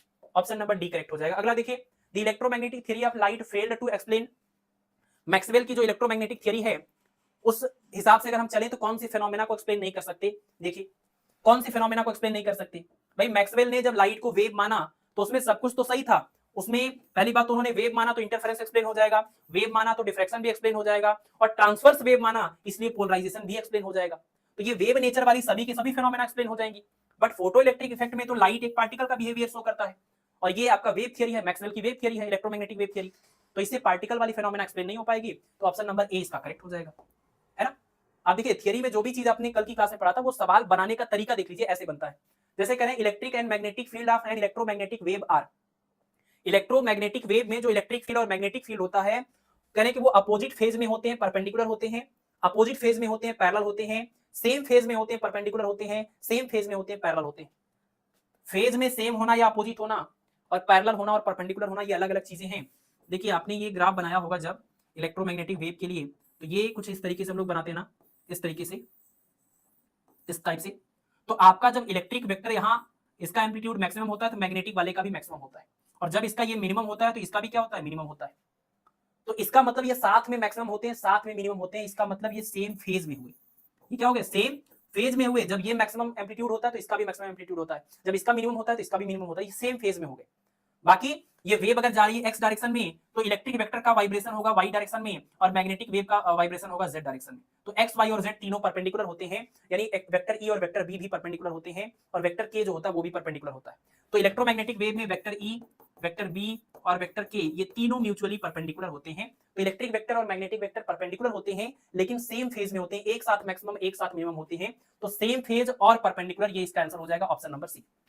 ठीक है, सेम फेज और परपेंडिकुलर, ये इस क्वेश्चन का आंसर हो जाएगा। अगला सवाल देखिए, नेक्स्ट है क्वेश्चन नंबर 6। हाइगेंस की वेव थ्योरी के according locus of all the point vibrating in the same phase is known as.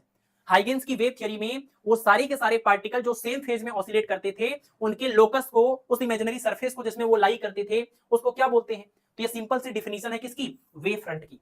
Huygens की वेव थ्योरी के अकॉर्डिंग लाइट जब आगे बढ़ता है तो मीडियम के पार्टिकल ऑसिलेट करते हैं, वो सारे पार्टिकल जो सेम फेज में ऑसिलेट करते हैं उस इमेजिनरी सरफेस को हम बोलते हैं क्या, वेव फ्रंट। तो वेव फ्रंट की डिफिनीशन है ये, वेव फ्रंट की डिफिनीशन है ये। अगला देखिए, a line drawn normal to wave front is known as. Wave front के बिल्कुल परपेंडिकुलर खींची गई लाइन को क्या बोलते हैं? ये सब आपके नेचर ऑफ लाइट वाले टॉपिक से। वेव फ्रंट के बिल्कुल परपेंडिकुलर जो लाइन होती है उसको हम क्या बोलते हैं? इसको बोलते हैं रे ऑफ लाइट, और ये रिप्रेजेंट करता है वेव के डायरेक्शन को या एनर्जी के ट्रांसमिशन के डायरेक्शन को। तो इसका आंसर हो जाएगा ऑप्शन नंबर बी, यानी कि रे ऑफ लाइट, है ना, रे ऑफ लाइट। अगला देखिए, चलिए अब यहां से सवाल स्टार्ट हो रहा है, तो आप लोग सवाल तो करने देंगे नहीं, या तो एक काम कर लेते हैं, इसको 10 तक पहुंचा के बाकी छोड़ देते हैं। ठीक है, धीरे धीरे 50% हो ही जाएगा। 20 क्वेश्चन थे तो 10 हम कर लेते हैं, 10 को अगली क्लास में शिफ्ट कर लेंगे। तो बस थोड़ा सा अगर आप टाइम देंगे तो 8 नंबर, 9 नंबर, 10 नंबर कर लेते हैं। आसान आसान सवाल है इस वजह से कर रहे हैं, नहीं तो छोड़ देते हैं। जैसे देखिए, लाइट ऑफ फ्रीक्वेंसी, आपको लाइट की फ्रीक्वेंसी दिया हुआ 5 × 10⁻14 हर्ट्ज, ये फ्रीक्वेंसी है। Is moving in a medium of refractive index 1.5, है ना, मीडियम का रिफ्रैक्टिव इंडेक्स कितना है, 1.5 इतना। ठीक है, इट्स वेवलेंथ विल बी, इसका वेवलेंथ आपको बताना है। Light of frequency this is moving in a medium of refractive index 1.5, it's wavelength will be. अगर आपको फ्रीक्वेंसी दिया है, और अच्छा ये जो लाइट की फ्रीक्वेंसी दिया हुआ है ये आपको दिया हुआ है कहां पर, वैसे तो यहां बहुत क्लियर कर नहीं रहे हैं इस बात को, लेकिन ठीक है, फ्रीक्वेंसी दिया हुआ है। अगर आपको वेवलेंथ निकालना है तो आपको पता है न्यू इज इक्वल टू होता है सी अपान में लैम्डा। तो न्यू की वैल्यू दे करके लैम्डा की वैल्यू आपसे, इसका मतलब एयर में नहीं पूछ रहे हैं, इसका मतलब ये लाइट जो है वो एयर या वैक्यूम से इस वाले मीडियम के अंदर जा रही है। तो पहले तो आप इस लाइट का एयर या वैक्यूम में वेवलेंथ पता करिए, फिर मीडियम के अंदर जाने के बाद वेवलेंथ पता कर लेंगे। तो लाइट जब एयर से निकल के आ रही थी, जैसे ये एयर से इस मीडियम के अंदर लाइट जा रही है, और इस मीडियम का रिफ्रैक्टिव इंडेक्स आपको दिया हुआ है, तो ये लाइट जिसका यहाँ कुछ वेवलेंथ लैम्डा है, ये जब इसमें पहुंचेगी तो इसका वेवलेंथ चेंज हो जाएगा, आपको पता है। और फार्मूला भी इसका याद होगा, लैम्डा डैश इक्वल टू होता है लैम्डा अपान में क्या, म्यू। यानी अगर आपको ये एयर में जब लाइट थी तब उसका वेवलेंथ पता चल जाए तो म्यू से डिवाइड करके हम इस मीडियम के अंदर भी वेवलेंथ पता कर लेंगे। तो हमें पहले लैम्डा निकालना पड़ेगा, और लैम्डा इक्वल टू हो जाएगा सी अपान में न्यू। सी का मतलब है 3 × 10⁸, और न्यू का मतलब है 5 × 10⁻14। बस इसको सॉल्व कर लीजिए, कितना हो जाएगा, ये ऊपर जाके माइनस होगा तो 3 × 10⁻, माइनस में 6 और अपान में 5, इससे डिवाइड करिएगा तो हो जाएगा 0.6। तो 0.6 का मतलब 6 × 10⁻7, ये हो जाएगा लैम्डा की वैल्यू कितनी, ये लैम्डा की वैल्यू हो जाएगी आपकी 6 × 10⁻7, और ये मीटर में ये लैम्डा आ जाएगा। और लैम्डा की वैल्यू यहाँ पर रख लीजिएगा 6 × 10⁻7, और अपान में म्यू की वैल्यू है 1.5। सॉल्व कर लीजिएगा तो ये 15 है, ये 6 है, तो 0.4 आ जाएगा। 0.4 × 10⁻7 इतना मीटर। अब इसको आप लिख सकते हैं क्या, 4 × 10⁻8 मीटर, 4 × 10⁻8 मीटर। तो आप अब इसको लिखिए 400 × 10⁻10 मीटर। इसका मतलब ये बनेगा आपका 400, और ये 10⁻10 मीटर को एंगस्ट्रॉम, तो 400 एंगस्ट्रॉम। आई थिंक कुछ गड़बड़ हो गया है, एक बार चेक कर लीजिए। ये हो जाएगा आपका ऊपर जाके माइनस में 6 और 3 ये है, 5 ये है, तो डिवाइड करेंगे पॉइंट में 6 आएगा। 0.6 को हम लिख सकते हैं 6 × 10⁻1, यानी 6 × 10⁻7 मीटर। ठीक है, यहाँ तक तो ठीक था। और अब इसके बाद आपका रिफ्रैक्टिव इंडेक्स है 1.5, और यहाँ पर है 6, तो डिवाइड करेंगे तो सॉरी 0.4 क्यों आएगा, ये तो यहीं पर गड़बड़ हो गया। ये 1.5 है ना, 15 थोड़ी है, तो 1.5 × 4 करेंगे तो 6 आएगा, तो यहाँ 4 रहेगा, 10⁻7। ठीक है, डिवाइड ही गलत किया है, डेसिमल क्यों लगेगा। ये हो जाएगा आपका 4 × 10⁻7, और ये मीटर हो जाएगा। और इसको सॉल्व करेंगे 4 × इसको यानी 4000 लिखेंगे, और ये 10⁻10 मीटर लिखेंगे, ये एंगस्ट्रॉम में कन्वर्ट हो जाएगा, तो 4000 एंगस्ट्रॉम आ जाएगा इसका आंसर। ठीक है, यानी ऑप्शन नंबर डी करेक्ट हो जाएगा। ठीक है ना, हाँ बिल्कुल, ये पॉइंट गलत लगा दिया था, बस ठीक है, 4000 एंगस्ट्रॉम आ जाएगा। तो जब लाइट एयर या वैक्यूम में थी उस टाइम फ्रीक्वेंसी दिया था, तो हमने उस टाइम वेवलेंथ निकाल लिया और वो वेवलेंथ को हमने यहाँ वाले फार्मूले में रख दिया, lambda dash equal to lambda upon mu. अब ये फार्मूला कैसे आया है, इसके लिए आपको पिछला वाला जो लेक्चर था पार्ट 1 जो था इंटरफेरेंस का, उसको देखना पड़ेगा, स्टार्टिंग में आपको मिल जाएगा इसका एक्सप्लेनेशन। ठीक है, क्वेश्चन नंबर 9 और 10 करेंगे, बस इसके बाद कुछ नहीं करेंगे। Question number 9, refractive index of glass is 3/2 end of water is 4/3। किसके रिस्पेक्ट में ये नहीं बता रहे, इसका मतलब एयर या वैक्यूम के रिस्पेक्ट में है। तो refractive index of glass is equal to 3/2, refractive index of water is equal to 4/3. If the velocity of light in glass is 2 into 10 to power 8 metre पर सेकेंड, तो कह रहे हैं कि velocity of light in water is, यानी VW आपसे पूछ रहे हैं, है ना। एक मीडियम में आपको वेलोसिटी दिया है, दूसरे मीडियम में आपसे पूछ रहा है, और आपने फार्मूला पढ़ा हुआ है कि लाइट जब एक मीडियम से दूसरे मीडियम में जाता है तो 1μ2 is equal to μ2 upon μ1 is equal to sin I upon sin R equal to V1 upon V2। ये आपने फार्मूला पढ़ा हुआ है। 1μ2 equal to μ2 upon μ1 is equal to sin I upon sin R is equal to V1 upon V2 is equal to lambda 1 upon lambda 2। तो यहां से आप ये वाला एक्सप्रेशन देखिए, अगर हम यहाँ पर एक काम करें कि रिफ्रैक्टिव इंडेक्स ऑफ ग्लास दिया हुआ है और वाटर दिया हुआ है, velocity of light in glass दिया हुआ है, आपसे वाटर में पूछ रहे हैं, तो मीडियम 1 और मीडियम 2 को कुछ मान लीजिए। तो मीडियम 2 जो है अगर आप उसको ले लीजिए वाटर, और मीडियम 1 जो है उसको ले लीजिए ग्लास, तो यहाँ पर आप लिखेंगे μ2 का मतलब वाटर और 1 का मतलब ग्लास, है ना, 1 का मतलब ग्लास, तो यहाँ पर हो जाएगा ग्लास और यहाँ पर क्या हो जाएगा वाटर, है ना। हमने इसको मीडियम 1 मान लिया, मीडियम 1 को ग्लास मान लिया और मीडियम 2 को वाटर मान लिया। ये मीडियम 1 था, ये मीडियम 2 था, बस सॉल्व कर लिया इस फार्मूले के अकॉर्डिंग। आप किसी को भी उल्टा मानिए, भाई यहाँ चेंज करेंगे तो यहाँ भी चेंज हो जाएगा, कोई फर्क थोड़ी पड़ेगा। अब इसको सॉल्व करिए, आपको क्या निकालना है, आपको निकालना VW, तो VW इक्वल टू कितना हो जाएगा, ये हो जाएगा आपका V, अच्छा एक चीज और देखिए, ठीक है, VG और इनटू में μG VG इक्वल टू हो जाएगा μG और अपान में हो जाएगा μW, बस। और VG की वैल्यू है 2 into 10 to power 8 और μG की वैल्यू है कितनी 3/2 डिवाइडेड बाई μW की वैल्यू है 4/3, बस इसको रिवर्स करके मल्टीप्लाई करिए, 2 into 10 to power 8 इंटू ये रिवर्स होके मल्टीप्लाई होगा 3/2 था, और ये जो 4/3 है वो 3/4 बनेगा, 2 से ये 2 कैंसिल होगा, 9/4 बनेगा, और 9 को 4 से डिवाइड करेंगे कितना आ जाएगा 2.25 into 10 to power 8 मीटर पर सेकेंड, यानी इसका आंसर आएगा ऑप्शन नंबर बी। ठीक है, इसका आंसर आ गया option number B, 2.25 into 10 to power 8 metre पर सेकेंड। ठीक है, 9 को 4 से डिवाइड करना है ना, 4 दूना 8, 2 बचेगा, 4 दूना 8, ठीक है, 2.25, ऑप्शन नंबर बी करेक्ट हो जाएगा। ये फार्मूला आपको पता है, पिछली क्लास में पढ़ा हुआ था, पहले मीडियम के रिस्पेक्ट में दूसरे मीडियम का रिफ्रैक्टिव इंडेक्स इक्वल टू दूसरे मीडियम का रिफ्रैक्टिव इंडेक्स अपॉन पहले मीडियम का refractive index is equal to पहले मीडियम में लाइट की स्पीड अपॉन दूसरे मीडियम में लाइट की स्पीड। ठीक है, और ये सारी वैल्यू जो आपको दी हुई थी उसको सिंबॉलिक फॉर्म में आप लिख लेंगे, तो वैल्यू पुट करने पर आंसर आ जाएगा, सिंपल सा कैलकुलेशन है। इसके बाद सिर्फ एक लास्ट सवाल देख लीजिए ताकि हिसाब एकदम क्लियर रहे अगली क्लास के लिए। 10 सवाल इसके और बाकी के जो बचे हुए सवाल होंगे वो डिस्कस किए जाएंगे अगली क्लास में। ठीक है, ठीक है, जैसे contrast in the fringes in any interference pattern depends on, आपको पता है गुड कंट्रास्ट की एक कंडीशन होती है कि आपका ब्राइट वाला ज्यादा ब्राइट हो और डार्क वाला बिल्कुल डार्क हो। बिल्कुल डार्क मतलब कि डार्क वाले की इंटेंसिटी 0 होनी चाहिए, मतलब आई मिनिमम की वैल्यू 0 कर दिया जाए और आई मैक्सिमम की वैल्यू मैक्सिमम कर दिया जाए, तो आपको ब्राइट और डार्क एकदम क्लियर दिखेंगे, बहुत ही बढ़िया कंट्रास्ट होगा। तो गुड कंट्रास्ट की एक कंडीशन होती है, आपने देखा था कि A1 की वैल्यू A2 के इक्वल होनी चाहिए, है ना, ये कंडीशन होती थी। पहली बात तो ये। दूसरी बात, कंट्रास्ट के मेजरमेंट के लिए विजिबिलिटी नाम का टर्म होता था, जिसमें लिखा रहता था आई मैक्सिमम माइनस में आई मिनिमम, और अपान में हो जाएगा आपका आई मैक्सिमम और माइनस में क्या प्लस में यहाँ पर आई मिनिमम। तो अगर आपसे पूछे कंट्रास्ट का मेजरमेंट किससे होगा, विजिबिलिटी से होगा। विजिबिलिटी किसके ऊपर डिपेंड करता है, इंटेंसिटी पर डिपेंड करता है। अगर इन दोनों को आप आई मिनिमम से डिवाइड कर दीजिए, तो आई मिनिमम से डिवाइड करने पर क्या मिलेगा, I maximum upon I minimum minus में 1 इज इक्वल टू अपान में आई मैक्सिमम और अपान में आई मिनिमम, और यहाँ पर प्लस में 1 प्लस में 1। तो कुल मिलाकर के जो विजिबिलिटी नाम का टर्म है वो इंटेंसिटी के रेशियो के ऊपर डिपेंड कर रहा है ना, इंटेंसिटी के रेशियो के ऊपर डिपेंड कर रहा है। तो फ्रिंज विड्थ पर नहीं, वेवलेंथ पर नहीं, इंटेंसिटी पर हाँ, डिस्टेंस बिटवीन द सोर्स पर नहीं। तो इन चारों में से इंटेंसिटी के अलावा कुछ भी यहाँ पर नहीं आ रहा है। हाँ, एम्पलीट्यूड देते तो एम्पलीट्यूड भी हो जाता, क्योंकि इंटेंसिटी और एम्पलीट्यूड आपस में एक दूसरे से रिलेटेड है, तो एम्पलीट्यूड का भी रेशियो आप बोल सकते थे। तो इस सवाल का जवाब हो जाएगा ऑप्शन नंबर सी, कि कंट्रास्ट का मेजरमेंट होता है विजिबिलिटी से, और विजिबिलिटी डिपेंड करती है इंटेंसिटी के रेशियो पर, कि ब्राइट वाले का रेशियो डार्क वाले के रिस्पेक्ट में कितना ज्यादा है, उतना अच्छा कंट्रास्ट होगा। ठीक है, उतना अच्छा कंट्रास्ट होगा, बस इतना ही। अब इसके बाद के जो ये सवाल हैं, ये सब सवाल को हम अगली क्लास में डिस्कस करेंगे, क्योंकि अभी 10 सवाल हैं और ये 10 को करने में टाइम लगेगा, न्यूमेरिकल वैल्यूज हैं, इसमें कैलकुलेशन करना पड़ेगा। ठीक है, चलिए तो बस आज की इस क्लास को यहीं पर समाप्त करते हैं। आप लोग पढ़ाई करें और अपना ख्याल रखें, मिलेंगे आपसे अगली क्लास में। Okay, thank you, good night.